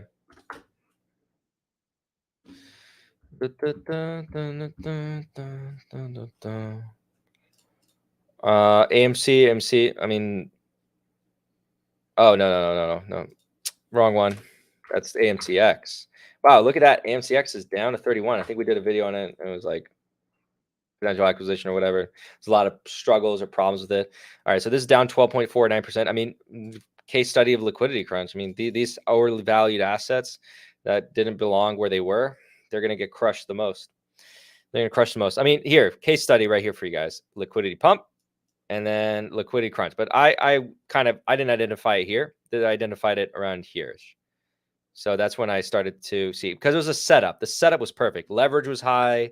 Federal Reserve was talking about raising interest rates as like a confirmation the next year. And now that meme, the office meme, kind of aged like fine wine, because that's what it was like. It was like they're saying that they're doing. No one was like paying attention. It was like, oh, they're going to do it. And even if you're Snyder pilled, you know, it still has psychological impacts on the market, psychological impacts on rates, or you're not Snyder pilled and then you actually do believe they control rates. So either way, similar impact. Doesn't matter. All right, so what's up with AMC? Mercado Libre. Let's see that. Meli. The Amazon of Latin America. That really irks me when people do that. Like the Amazon of whatever, or the Netflix of whatever, or the whatever or whatever. It's like, no, there's only one Amazon, right? It has a cloud business.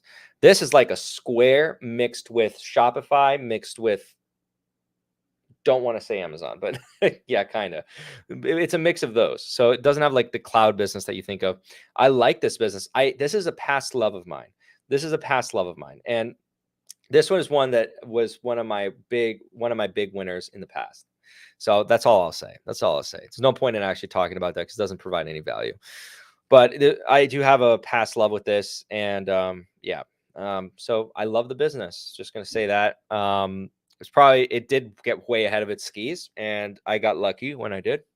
And now I still think it's probably, if on a fundamental basis, it's not really like a pickup here. But I'd definitely take a look at it. And the only problem is you have all these problems or exposure to these volatile nations, Latin America. So SBUX is on sale. Got to be honest, I like the new CEO coming, not the new CEO, the old CEO coming back. I think he's far superior to the previous CEO, and the previous CEO was just destroying the balance sheet. I talked about that in the Starbucks video.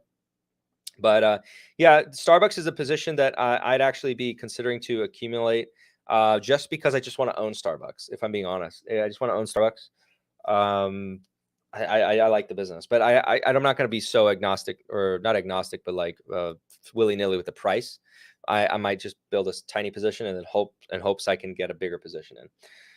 Fabio ROIC, although they generate operating earnings net of taxes, that looks low compared to their debt to equity minus cash. Seems to be a lot of SG&A. And was wondering about your thoughts. Okay, so you're talking about, the company is, I think, was it Salesforce? I think it was Salesforce. Okay, so seems to be a lot of SG&A, and SBC was wondering about your thoughts. Well, okay, Salesforce has been like a serial acquirer. I think Spaceland brought that up. And so like they acquired Tableau, they acquired Slack, right? And we have to judge them on their capability to grow that as like a pile, right? As a pile, when they buy all these assets, can they effectively experience those synergies and grow as a pile? Some of their metrics, because of their strategy, might skew in different directions. So sales growth might be higher than what otherwise would be, because we have to then pay attention to organic sales growth, for example, just an example. So I would say, you know what? Let's pull up Salesforce. Let's pull up Salesforce. Let's not dilly daddle. Salesforce, and then let's take a look at it ourselves. Salesforce. I think they have a nice website. I don't know. Because they have a nice website, they are a buy. Yes. Let's take a look at the annual report. Let's see if they got this. All right. Is this going to be easy to go through? Do they have the financial statements? Financial statements. Oh my God, this is hugely long. I wouldn't go through this whole. Oh, okay. Here we go. All right. So let me bring you guys back. Boom. I can see you now. All right. So we have some revenues. Okay. So where are your expenses? Like the ones you're talking about?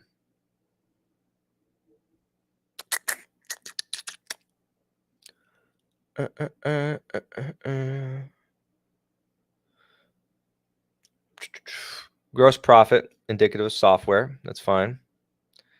Operating expenses. So R&D, marketing and sales. Yeah, marketing and sales. I mean, that's always a big part about. I actually know a couple people who work for Salesforce as software salesmen, and so very expensive. Business development is expensive. General administrative, not that expensive. Obviously, most of the cost goes into here. They're trying to always upsell. Okay, so with something like Salesforce, what's the price at? Actually, that's also very important to kind of gauge. What the heck is it at? Oh, we're making up a new company. The merger between Starbucks and Salesforce. Wow, it's down to 161. Look at that. Gap PE of 108.7. Oh, no. Guys, sorry. This is how you do analysis. I'm doing it the wrong way. Okay, sorry. I'm going to do it the right way from now on. Okay. Oh, sorry. So CRM. Okay. I got this. All right. Okay. The PE is 108. The 1 year target is 289. What price is it now? It's 161. Therefore, this is a buy. All right. So let's see. Oh, no, I don't care about the balance sheets. No, this is not diamond hands, Tyson. Here we go. No, I found the metric I was looking for. The ultimate metric. Forward P. Oh, wait, I got to say, look at this here today, guys. Forward PE of 36.76 on Salesforce. That is so low. This is an easy moneymaker stock right here. Easy moneymaker. I mean, look at this price. Look at this price. All right, so that's my analysis of Salesforce. You guys came for that. That's all you're getting. No, but Salesforce is getting its own video. Cock. What is this? Cock.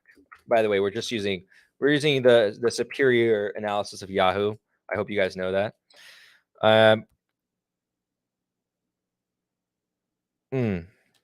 Okay, but like, what is the okay? So 4P of 12. It's getting less profitable. No, we're not buying that. Nah, buy. No, we're not buying that. 4P is too high. Uber,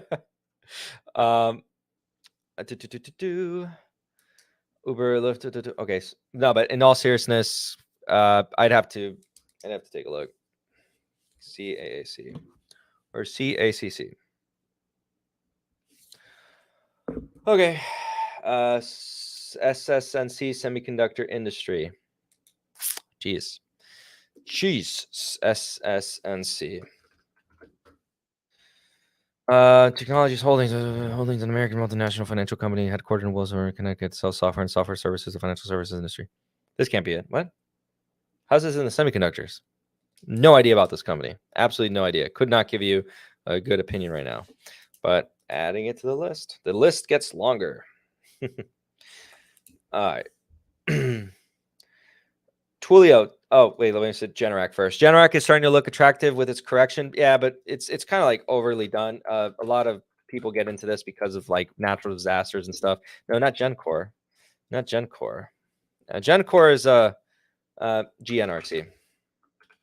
Gencore is the one that has like a good case study of what happens when management is a little bit greedy and does not want to give any money away. All right, so wow, yeah, but this one's like people have been piling on this because of natural disasters. So, I mean, it's starting to look good, better, but not in value territory. I already can tell you right off the bat, but I can put it on the list too. Maybe by the time it gets to the top of the list or it gets voted, because it always can get voted. Yeah, it might be at a better price. Twilio. So quick thoughts on Twilio, or quick look at Twilio. Twilio. Isn't this like a Kathy Woodstock? Down. The house website. Trulia. Yeah, it's Trulia. And I think that might be owned by Zillow. But I think so. I don't know. Let's see. Twilio. Yeah, it's down a lot. Twilio actually has a part of the business that you don't want to sleep on. It's the CDN network. For those of you who don't know, CDN networks is I think well, I don't want to misquote it. I always forget the acronym.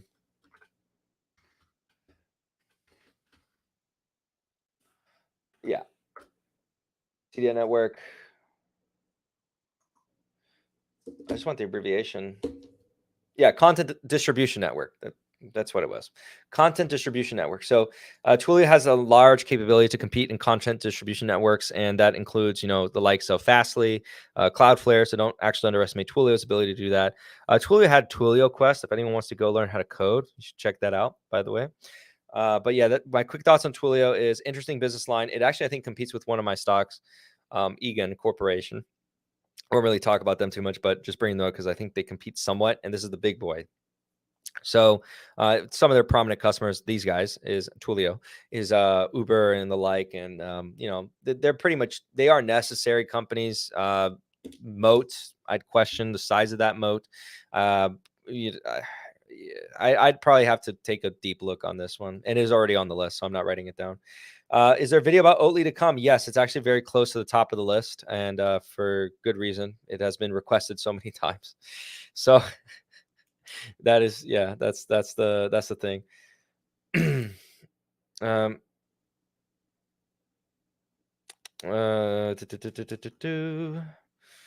Joel, throw 4% yield in the price this week. Reason I asked is that Goodwill is wondering if you had any insight on the business they're buying. Okay, so if you're asking about the business they're buying, that's a good question. So they have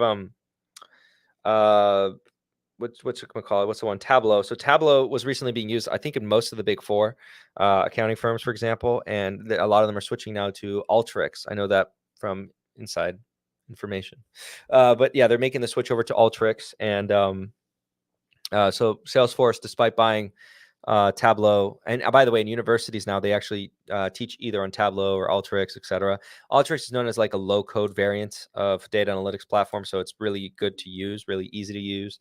Tableau is easy to use, in my opinion, too. I've used Tableau, but not as easy as Alteryx. And yeah, Microsoft Power BI is also pretty easy to use too. So there's a lot of competition in that space. As far as the competition, I'd be careful with the likes of something like Meta. Meta is going to come after them, I believe, very soon with the metaverse. The metaverse, I see the B2B B2B potential there, not really so much the meme version of the metaverse. But yes, trying to get a sense of the capital allocation ability to Salesforce. I think their capital allocation is pretty good thus far. Mark Benioff has a reputation for being a good capital allocator in terms of acquiring businesses. Him and his co-CEO, both of them together. Mark Benioff is more like the figurehead at this point, but he does a good job. Okay. Oh, okay. You uploaded a parody. Okay. We should check that out. ISRG, HPNZ, ISRG. Why is that so familiar? ISRG. That is familiar. Intuitive Surgical. Intuitive Surgical and HZNP. I think Intuitive Surgical is still kind of overvalued, but usually medical technology companies are really expensive. They're usually trade at a premium. Impact of disease horizon. What do you do? Oh, researching. Okay, size. Okay, it's within that price point, not price point, but size point. That's like fine. I mean, you were taking on a huge risk up here, but you were well rewarded. Yeah. Okay. So definitely have to take a look at that. Dutch Bros, another VIE, and by the way, ISRG medical technology company usually trade expensive. This one looks like it's a biopharma. So take a look at their pipeline. That's what I'd probably say. Pipeline's the most important thing. You need to understand their pipeline. If you don't understand their pipeline, be careful. And then that's why I usually say, most people should probably stick to like the big boys, because the smaller boys, even 20 billion is still kind of small, so Dutch Bros, this is the VIE, American VIE. We've talked about VIEs extensively on this channel.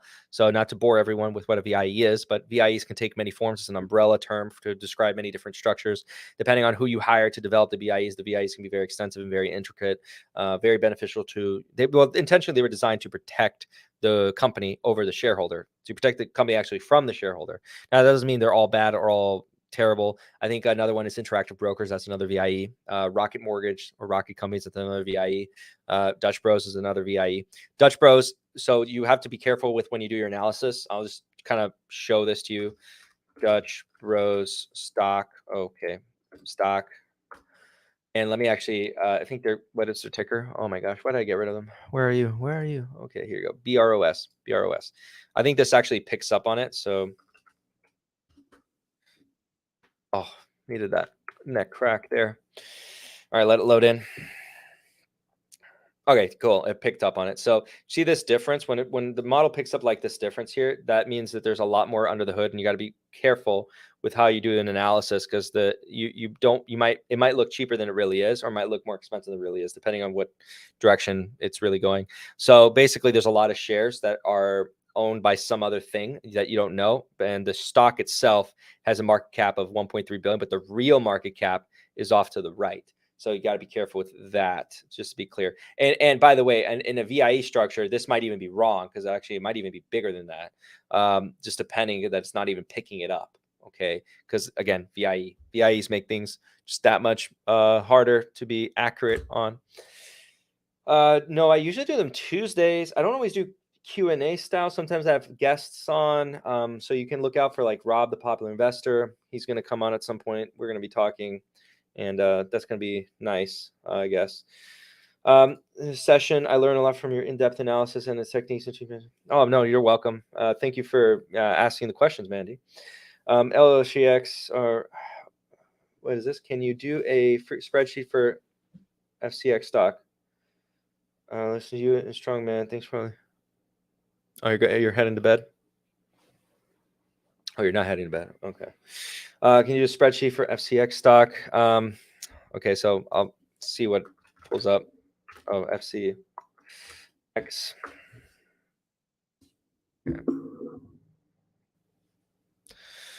Muran.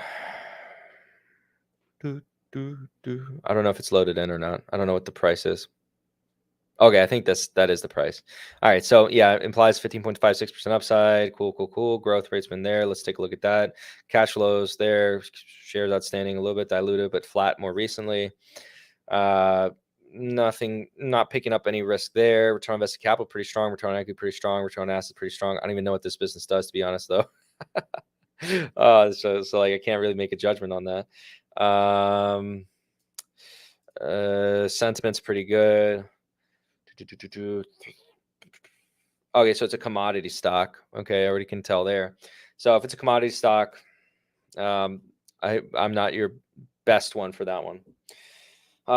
LRCX, so Lam, I think that's Lam Research. Lam Research, off the top of my head, is that Lam Research? Am I wrong? LRCX. Lam Research. Yeah, it is Lam Research. Hey, become an encyclopedia. All right, so looking cheap. How much is it down by? Well, it's not that much. Oh, actually, no, that's down quite a bit. So long-term tailwinds for this kind of company, pretty strong. You also have Applied Materials. Applied Materials stock also kind of similar thing. I mean, pretty much the same thing. And what's the other one? What's the other one? Oh my gosh, how can I forget their well, this one's another one that I'll probably put on your radar just for, those of you who joined us today, put this on your radar. Just to put on your radar, just like if you've never heard of this company, take a look, figure out what they do. What the heck is the name of that company? I cannot remember right now. Whatever, can't remember them. Out of sight, out of mind. Strong man, thanks for all the advice. Not advice, lessons, because I'm not ever telling you guys what to do. Only just sharing you what I am doing, and that's just about it. That's all we're doing. Uber and Lyft price point made it interesting for you to invest in. I don't know, man. Uber and Lyft, don't like those businesses, especially like I have Google, which owns Waymo. I have more faith in that than I do with Uber and Lyft. Just my thoughts. Thoughts on Snap? Thanks for the great effort you're doing. Oh, you're welcome. The Snap, up and coming. To be honest, up and coming. They need to grow a little bit more overseas, though. They're basically already back down to where they were at before, so they lost all those gains, so they can't catch a break. Snap. Let's actually just shove it in here real quick. You consider yourself overexposed to Goog? I personally think it's deep value. I don't think it's deep value yet, by the way, because I see it right here, and then I'm gonna, yeah, I don't think it's deep value yet, but I don't necessarily think I'm overexposed because you consider when I purchased. So my exposure to Goog is based off of my original purchase of Goog. So, and I own GOGL. I own the voting shares. That's the ones I like. I don't accumulate the non-voting shares. That's just me though, because I like to have the votes. Because I control half the company. No, I'm just kidding. Can you imagine? Just like I'm a Russian oligarch, everyone. All right, so stream just gets nuked right off the bat. All right, so estimates, okay, strong, okay, estimates on cash flows, just destruction. They're releasing this like drone or whatever. I'd be questioning this. It looks like that's out of nowhere. Shares outstanding are rising, so they're going to dilute you. Well capitalized, not at risk of bankruptcy or anything like that. Not profitable on a GAAP net income basis. They are profitable on a cash flow basis. A lot of question marks on this company. That's all I'll say. A lot of question marks. Definitely, you'd probably have to assume some crazy level growth. And maybe they can't achieve it. Let's see what we can do that. Yeah, like a 50% growth. Like I'm not taking those odds, and I'm not even assuming dilution. So like I'd have to see it probably like, yeah, closer to like below $10 for me to be pretty interested. Any opinions on Canadian banks in comparison to US banks? Oh, okay. Well, Canadian banks, I can't really give that much of an opinion. I can give you some opinions on like some US banks, but Canadian banks, they operate in a different jurisdiction. I'd probably, if you put a gun to my head, I'd probably pick TD Ameritrade because they own some exposure to Charles Schwab. Or not TD Ameritrade, TD Bank. So Toronto Dominion Bank over the others. Now, Royal Bank of Canada, I think, is the biggest one, but I'd be a little bit more scared about those and their exposure to real estate necessarily because there are some question marks I have with the Canadian real estate market. So, yeah. All right. So going down the list, Fabio sent an email to Mike Staff this to debate him on his channel. He won't come to yours because your channel is monetized. His isn't. Mike doesn't do this for the money, but for the truth. I mean, okay, like, why would he block me? That's my first question. And two, I don't even know what I have to necessarily gain. Yeah. And I don't know if my followers have anything to gain from me even talking to Mike.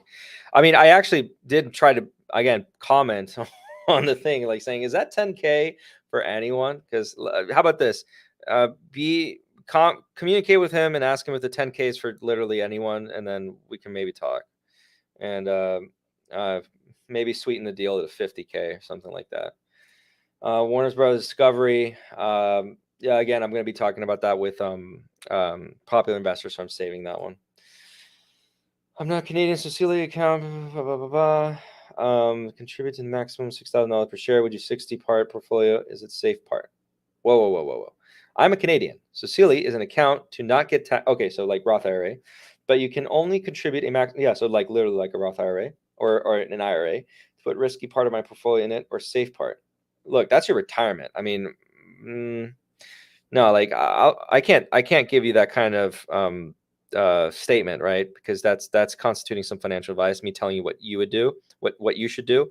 I'll say it like this, and I'll word it this way, and you take what you want from it. I view retirement accounts as like my optimization strategy is if I'm gonna buy companies I don't really, hopefully I'm buying only companies I think are gonna do good. Right? If it's in my portfolio, I think it's gonna do good, with a few exceptions, with very, very, very few exceptions.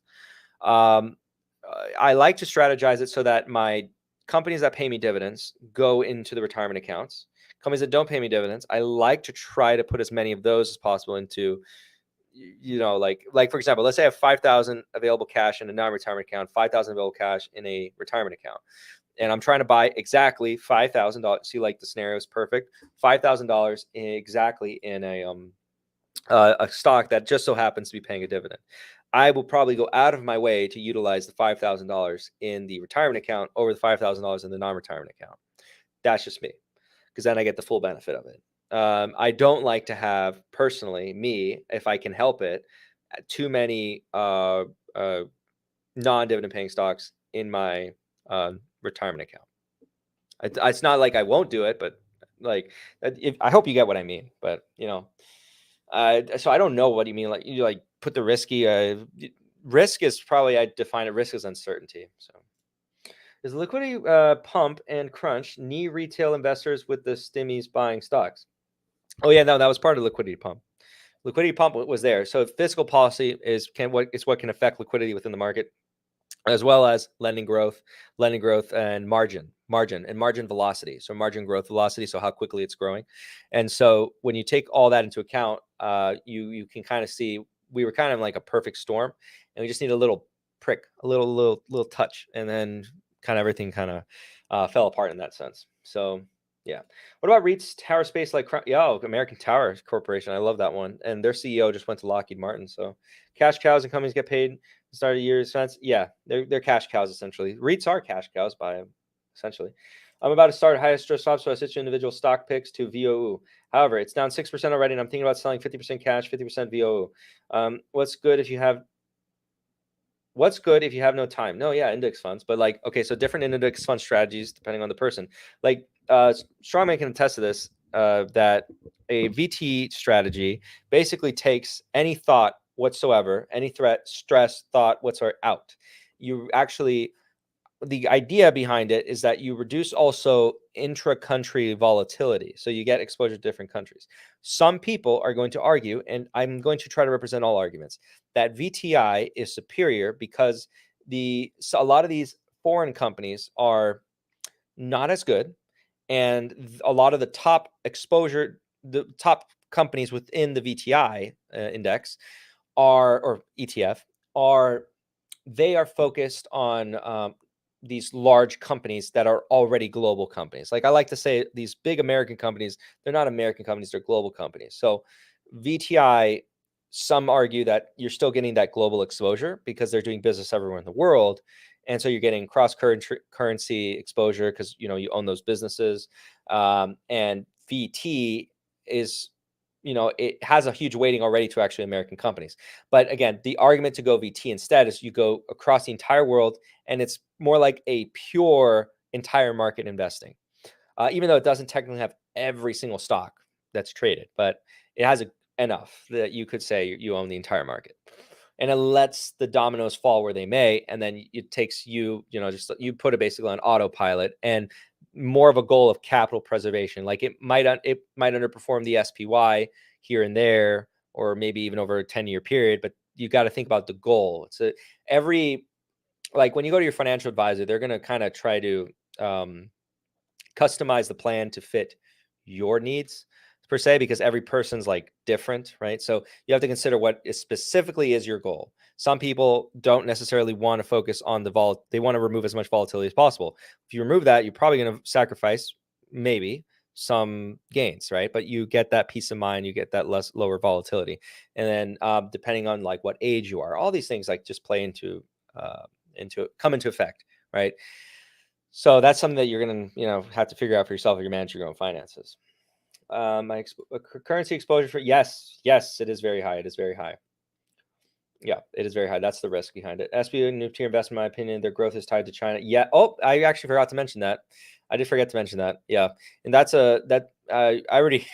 Thank you for bringing that up. As soon as I would have done like any modicum of research on Starbucks, I would have reminded myself that they have an extreme exposure to China, and that makes me uneasy for the capital restrictions reasons. Okay. Uh, and don't worry about me buying Salesforce because of anything you say. I'm strictly trying to. No, yeah, don't worry, don't worry. No, I understand. I understand. The audience of Capital Mindset is pretty freaking good at in general, pretty freaking good. Very knowledgeable and also understanding of like, okay, I'm trying to learn and stuff. All right, so Fabio, you're no problem, MP. Bye to the moon. Fabio the troll. 41 CRM analysts have their feelings hurt today. Yeah, yeah. Are there a lot of analysts in the chat right now? I don't know. Buying CRM right now, price sales as a metric that Wall Street looks at according to Tom. No, absolutely BS. But I mean, whatever. I would say, yeah, absolute BS. Absolute BS on that. It's a comparative metric. It's not an evaluation metric. If I may look it over. Speaking of Jeremy's latest video just released, everyone just get off now. We got to go watch it. No, I'm kidding. I mean, I'll probably just give it a look. Should we give it a look here? Let me know if you guys want me to put it up, and we can give it a look together. Turn this into quasi reaction. I've audited SSNC for a year and still barely know what they do. That's good. That's good. I mean, that tells you something about the company. Maybe it's really difficult. Title is liquidity. No. What the heck? Oh my God, this guy's insane. Are you serious? My gosh. My gosh. All right. So, I mean, if you guys, that's so cringe. That's so cringe. I wonder if he saw my video. Probably, I don't know. Well, he's late to the party, I'll tell you that. And you can see what happened when late to the party. Yep, you see, there we go. I was right. You see it proven right. We got a big four. The big four I used to work for recently made learning all tricks more of a requirement. You see, you got to do it. And that's what I was saying in another video. If you're studying at accounting right now, make sure your university is allowing you to study or learn data analytics at the same time. It's almost becoming a necessity now. I mean, your employer will probably make you do it anyway. Like there'll be some training, but it's good if you have like a step up ahead of time. So checking in late. I'm gonna watch it back tomorrow. Yeah, no, don't worry. You're on your grind, man. You're on your grind. Any thoughts on Ruru Industries as we misallocating capital? Yeah, well, I mean, we can probably take a look at what he's doing right now. So, looking forward to the debate, though. I mean, look, if he emails me, I'll consider it. But he blocked me. Okay. He blocked me for no reason. I never commented on his channel. He just went out of his way. You know what that means? He like went to my channel and he blocked it. Just he knew of me and just blocked me. So I was like, okay, he's scared. Sorry, video on Amazon and the price range lower than the sum of the parts valuation and others are doing. Is it because the model looks at freaking? No, actually. I talk about that in the Amazon video. I don't. It doesn't look at free cash flow. They're just wrong. No, I'm kidding. Can you imagine? That's what I say. They're just wrong. No, it's just like I go by my model. I design my model to adapt depending on the company, and it does so. And it adapted to Amazon. It does not look at cash flows, and I've actually covered extensively why cash flows is not the right metric to look at for Amazon all the time, especially when you want to be careful not to punish it for growth capex, which is what a lot of people do when they first look at it. So. Yeah. Thank you. That's the one. KLA. Oh my gosh. It was escaping me. Thank you. No, it's KLA, but ASML is another one. Updates on the model will be public. It's same August timeframe. My gosh, just boom, goes all the way down to the bottom. All right. So buy anything at these levels or waiting for price? No, just I'm buying. I'll do an update video on the portfolio, but no, I'm buying. Rest assured, I'm literally allocating capital. When I have my cash pile, just putting it in, buying the assets I want, allocating more. I bought some things today. I bought Netflix today. I just sprinkled in some Facebook. What else? Trying to remember everything. I sprinkled in some Zillow, sprinkled in some Overstock, sprinkled in those.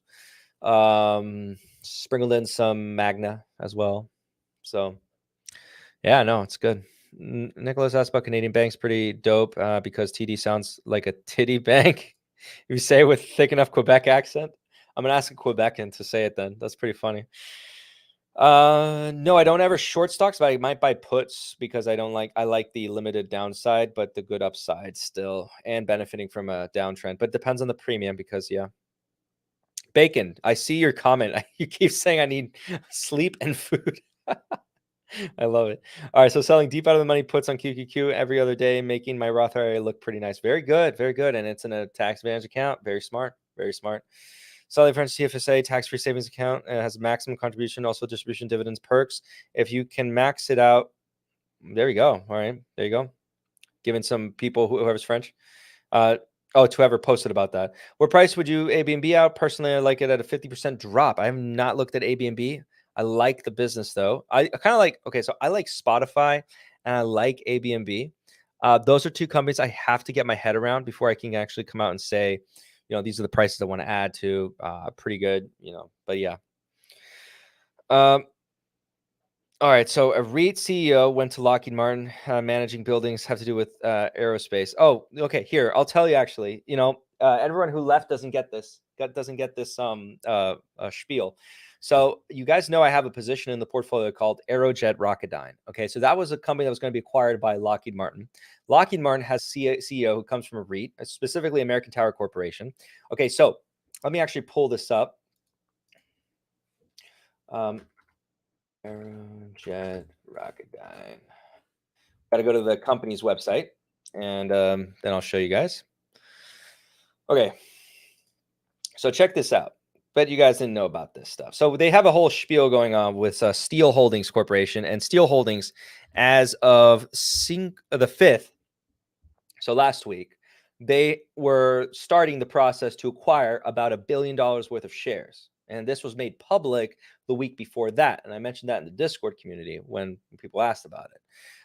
So let me actually just share and then we can start talking. So this is the website, Aerojet Rocketdyne. Okay, so who we are, space defense. And it relates to the comment on the CEO, and I promise you that. So let me actually get to their businesses. Where are their businesses? So who we are, about our values, leadership. Where is it? I think it's investor relations. It might be an about or it's investor relations. Space defense and mission. No, it might be actually who we are, about. A message from the CEO. I have to refine this. Oh my gosh. Where are you at? Defense, space. Let me go back. Maybe I missed it.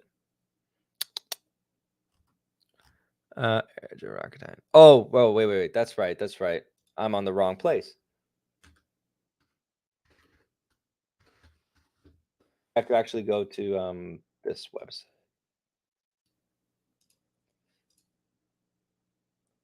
There we go. So wrong, modest mistake. This is the website you want to go to. So same website, same company. Okay, so industries, and we want to go here. All right, here we go. So this is the subsidiary right here. All right. So Eatson. Through Aerojet Rocketdyne subsidiary, Aerojet Rocketdyne Holdings owns about 12,200 acres of land in Sacramento, California, metropolitan area. The property is located 50 miles from downtown Sacramento, along US Highway 50, a key growth corridor for the region, blah, blah, blah. Okay, well, it doesn't matter. They acquired this land back in the 1950s. They needed a separation between where people lived and where they were doing tests. Nowadays, they still own it. So consequently, the company is planning to reposition the excess Sacramento land and have approximately 6,000 acres rezoned for residential use under the brand name of Eatson. So remember how big it is?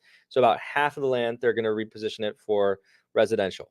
The value of that land varies on estimation, but the amount is quite interesting. I'll let everyone do their own research on that and then find out for themselves if that's interesting. So I won't even say the number. And you won't get me to say the number. So won't say the number.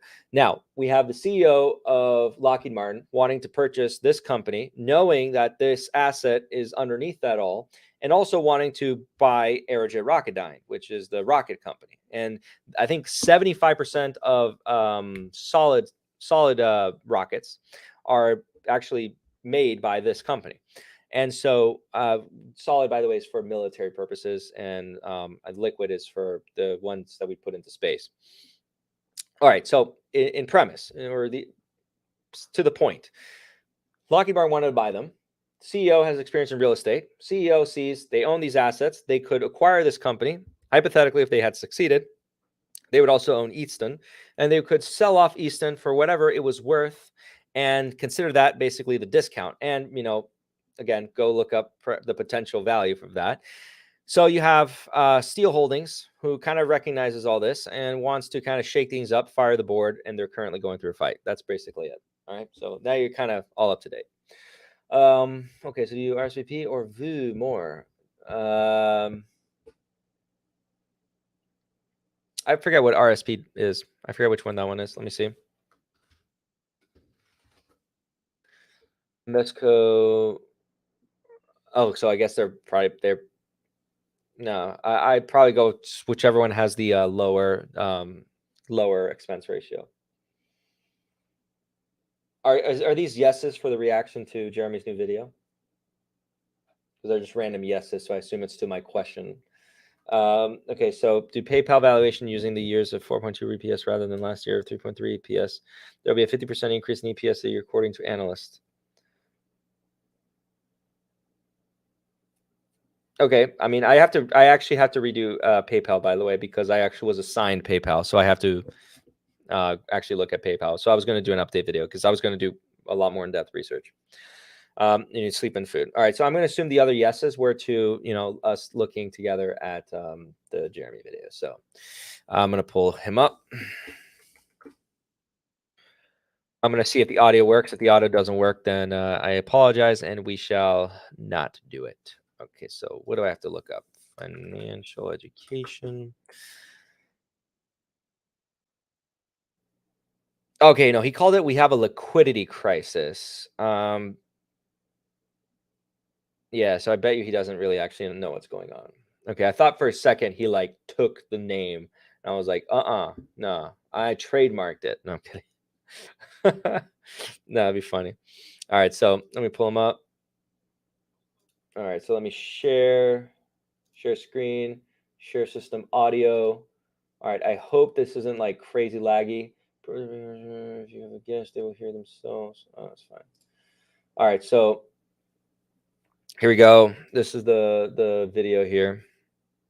Looks just like that. We went from too much liquidity in the system, right, to now we have a liquidity crisis on our hands. I'm about to take you through what is absolute devastation. We have literally a liquidity crisis, and this has happened so fast.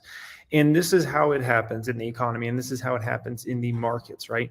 Where one minute you have way too much liquidity, and the next moment it's like, what? Now we're in a liquidity crisis? Yes, we are in a liquidity crisis, and I want to explain kind of what the right move is in a liquidity crisis and those sorts of things. We'll get into all this, okay? So first off, I thought the best part to start with would be crypto, actually, in this video. So Bitcoin has lost 27.5% of its value in the past 7 days, okay? Now, Bitcoin in the crypto community is, for the stock market community, that would be like Apple stock, essentially. So Bitcoin's for crypto is the equivalent of Apple for the stock market, right? Imagine Apple falls 27% in 7 days. People would lose their minds, right? And that's what has happened here with Bitcoin, with much of those losses being in the past couple of days, okay? Ethereum has lost almost 30% in the past 7 days. That is like the Microsoft of the crypto market, right? XRP is down almost 37%. In the past 7 days. Cardano ADA is down about 43% in the past 7 days, guys. This is 7 days. Solana is down 47% in the past 7 days. Dogecoin is down 37.7% in the past 7 days. Now, in regards to the crypto market, okay, is when you see all those assets falling like that, right? All those different cryptos. This is devastating from so many different angles, right? One, people just don't feel like as wealthy, right? Imagine you got $100,000 in Bitcoin last week, your $100,000 is now $73,000, right?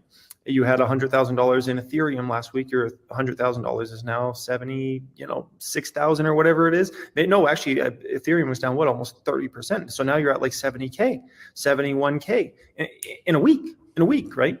And so, those assets are those are if you hold crypto, that's what you usually find. Okay, around 130,000.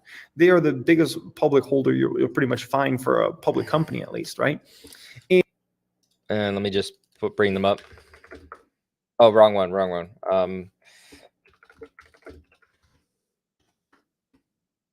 Yeah, wrong one. MSTR.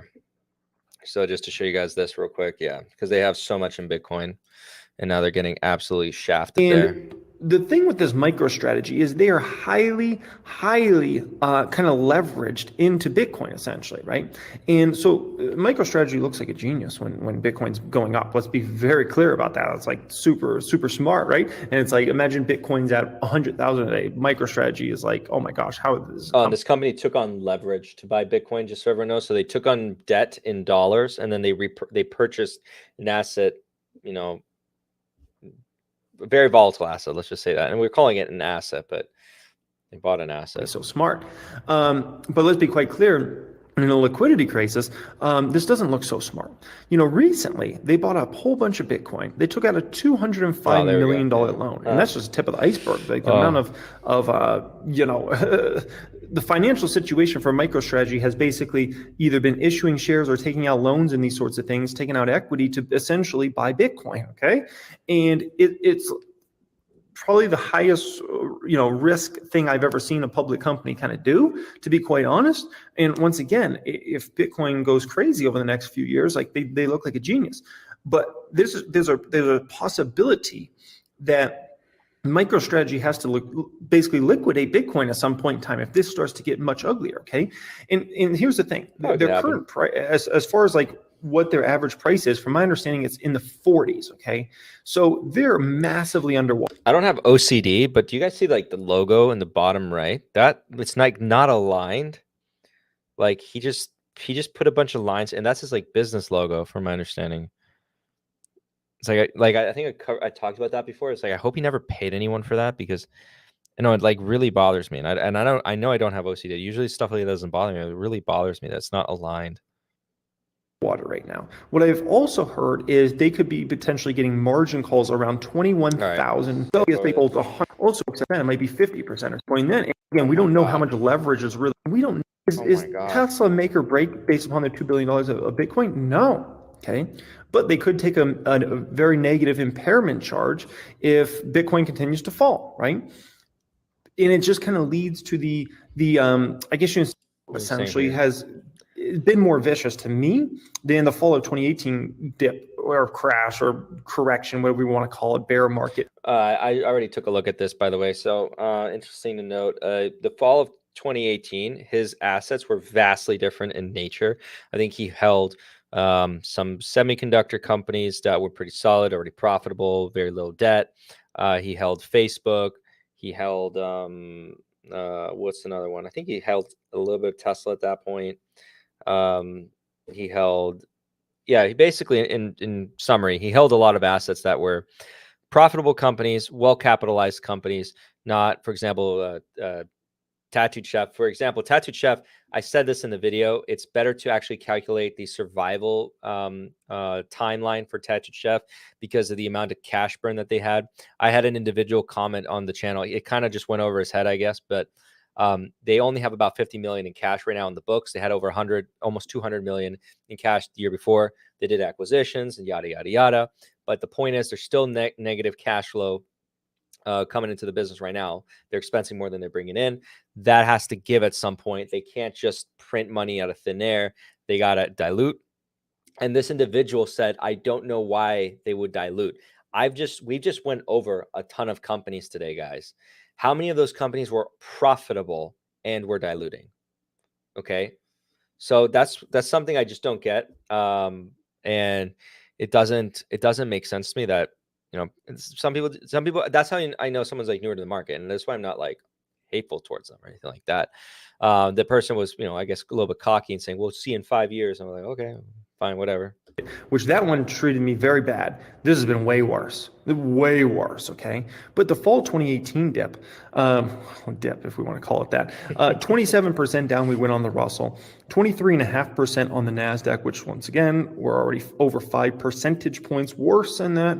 S&P 500 fell 20.5%. Where you are. You could be the richest guy in the world, Elon Musk.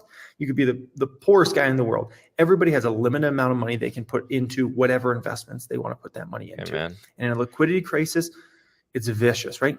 Go back to 2009, right? You had real estate just collapsing, home prices getting insanely cheap. Well, if you were buying a home, then you couldn't put that money in the stock market. I guess I'll just say this right now. So and now we got this other new asset class that has come out of nowhere over the past 10, 12 years, which is crypto, which also takes people's money, right? So this is just like, we're in a liquidity crisis now. And the last shoe to drop, if it's going to drop, is real estate. Real estate lags stocks, real estate lags crypto. Okay. And just the question, and I think at this point in time, it's becoming like everybody's expecting real estate to start dropping. I don't know. I wouldn't say everybody. I think there's still a lot of people that are still either neutral on real estate or actually bullish. Not as bullish as they were, but still kind of bullish, right? And I don't know. It's hard for me as this year goes along for anybody by the end of the year to necessarily be bullish on real estate, at least from kind of my perspective. We'll see how it all shakes out, obviously. But, this is getting insanely ugly, insanely quickly. Okay. You look at these stocks here today, right? And there's a quick comment here because this is interesting. Fabio, just started watching your content. Thoughts on the bubble dropping? Thoughts of bubble dropping a video tomorrow on the amount of negative cash flow SPACs. Well, I mean, yeah, we're in the midst of a liquidity crunch, and Jeremy, I guess, is finally figuring it out. But I don't know if he understands literally what it means. I think he heard it from somewhere. Maybe he heard it from my video. Who knows? Maybe he saw my little channel. I think we're in the midst of the bubble sort of popping. And so the amount of cash flows, the amount of SPACs that are just printing negative cash flows is absolutely horrendous. It's because SPACs took advantage of 2021, where the market was just kind of offering them great prices, and they did their duty to their, according to their fiduciary responsibility, to IPO at opportune moments. And so all well and good for them. They did the right thing. We as investors then have to then decide, do we want to participate in something like that? But yeah. There's no liquidity to buy any. When you see these moves, it's not necessarily because these companies are trash, okay? Because everything's falling now. It's not like it's just small caps, just mid caps. Everything is falling now. Apple was down 5+% today. It's flipping flapjack in Apple. Amazon, is down like, I don't know, 30 or 40%. Like, oh, okay. So this is what he's missing. So, and I've stated this in all of the videos regarding the liquidity crunch. The canaries in the coal mine are the trash stocks. His stocks were the canaries in the coal mine. They were the first to go. They are the ones who show you, hey, this is happening, okay? And they're going to fall the hardest. This is textbook. This is not new. This is not something that hasn't happened before. This always happens. Happened in 2000. Happened in 2008. Happened now. Happened in even 2018, actually. There was a big volatility. 2020, a little different. That one was a little different. But all right. I see some question here from Cole. Fabio, I bought Honest today at EOM, and I'm up 10% after hours. Yeah, we'll see during the hours tomorrow. But, could be that it continues. Explain that. In a snap of fingers. Tesla, everything is going down now. Okay? It's not because these stocks are trash and they have no business models and they're horrible, things like that. It has nothing to do with anything anymore at this point in time. This is all anymore. Well, yeah, like then when we get to this broad level, yeah, everything's going to start to sell off. All right. Okay. Whoa. All of a sudden, a lot of stuff came in here. Sorry, my brain's not working. What's DA? What's my DA? My brain's not working right now, so don't give me the abbreviations. Just tell me the full word. I love diaper stocks. Yeah, all coming back to liquidity now. These stocks have no liquidity. They get that selling pressure, but they just don't get that buying pressure on the other side. And it's just too overwhelming with the selling pressure, and that buying pressure is just not out there because a lot of folks are scared right now to invest into the market. A lot of folks are waiting for the Fed to do something, and the Fed's probably not doing anything for 3-6 months. And so those folks are kind of like, I can't buy right now. And so although you get these insane prices that it's like, how is this stock trading at this price and this stock and this stock? There's just not that buying pressure on the other side, regardless of price. And that's how you get these insane moves on stocks that are already down 70, 80, 90%. You look at, I guess he doesn't understand that liquidity is, well, like a liquidity crunch is a system-wide event. Again, when we did the January video, I kind of pointed to leverage, talked a little bit later about leverage velocity. Dr. Lacey Hunt's work was really interesting on that front. Even Jeff Snyder's work was really interesting on that front. And yeah, I mean, you also could see like lending growth rates, and when the banks started reporting, we really got more insights on that. So it's a system-wide thing. And again, canaries in the coin is like how you can quickly see, that it's coming. That's why I call it that. For those of you who don't know the metaphor, the miners used to use canaries and these birds, and then the gas basically would kill the birds first. And then when the bird died, you knew you had to run out of the mine. Similar to this, his stocks, they're the bird. I love this face, actually. I accidentally paused on this. This is absolutely amazing.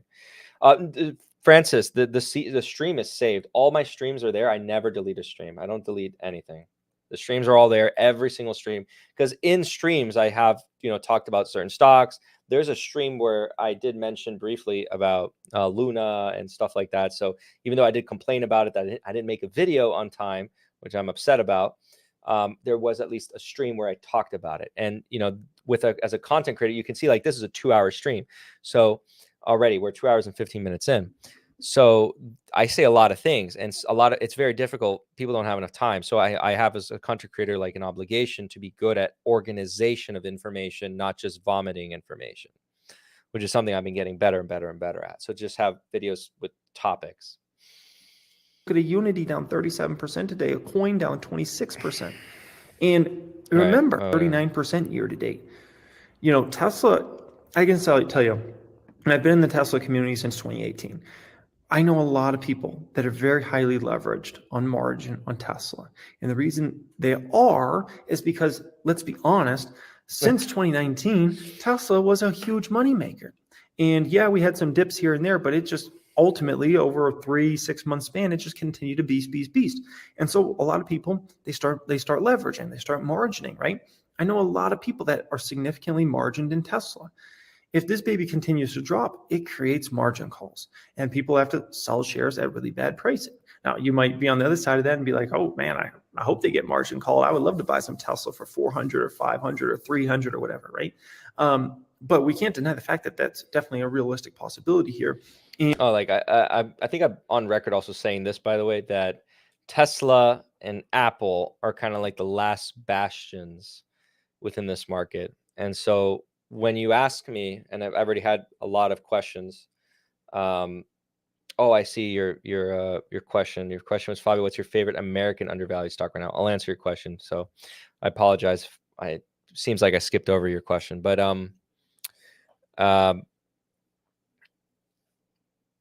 wow, what the heck? Just like completely lost my train of thought. What was he saying? Oh yeah, Tesla and Apple, last bastions. I was asked in the stream already multiple times, when do I think it will end? My answer to that is I have no idea exactly when, but a good hint is when these last bastions, I guess you could call them, when they finally capitulate and people then become fairly pessimistic. That's when, I would start to say, I'm going to be buying really heavily, really deploying a lot of capital, really going crazy on some names, to the point where I'll be all in zero cash. And, we'll see how that plays out, but I'm kind of waiting, and I'll make a video when that occurs, if that occurs, but we might not even get to that point. It might be that we get just up to that point and then some semblance of liquidity starts to return, but we have to see how bad it can get, because I have no predictions on the severity. Just like I always said, I do expect us to go into recession but no predictions on severity of recession. So slowdown probable, no opinion on how bad. And never mind if simultaneously you get some orders dry up or something like that, and some like troubling numbers in the back half of this year for Tesla, that would be the fuel to the fire. Because if the story for Tesla all of a sudden became this isn't really growing the way we thought it was going to grow simultaneously with margin call situation, I mean, that could get insanely ugly, insanely fast. And in this market, no one cares about cyber. Oh, my favorite undervalued American stock right now is, I'm biased, but like Facebook, or Meta, but truck. No one cares about autonomous taxi networks. No one cares about the Model Y. No one cares about the Shanghai Gigafactory. In this market, no one cares about that. And that's the hardest thing for fundamental investors to understand in a market like this.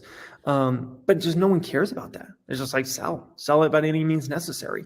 And that's how you get the stock already down 38, 39% year to date. With the NASDAQ, with the S&P still not even down that insane of amount, right? And so this is just kind of the liquidity crisis we have on our hands.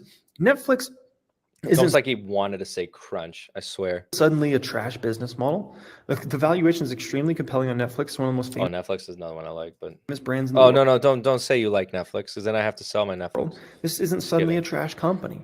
What it is a liquidity crisis we have going on in our hands right now. And there's no buying pressure for Netflix. And so this stock could be at 200, 100, 300. There's just no buying pressure out there for this stock right now. And that goes for every stock in the market, right? I mean, look at Dutch Bros after hours. This company just reported earnings. The earnings were not a disaster, but the stock is treated like it's a disaster. The stock's down 36.5%. After hours, after today was already down almost 16%. It was down 16%. It's down another 30, almost 7. I mean, no question on perhaps it was overvalued to begin with, and now it's just returning to a good value. This is good. We needed this. We actually did need this. So liquidity has to reset. That's what people don't get. If liquidity doesn't reset, it doesn't allow the next generation to truly build wealth. So you guys, everyone watching, you guys all have incomes coming in. This is a good chance, right? So do you think the United States is going to stay here? Probably. Do you think a lot of these companies are going to stay? Probably. So prices are coming down on these durable businesses. Yeah. Goodbye. Yeah.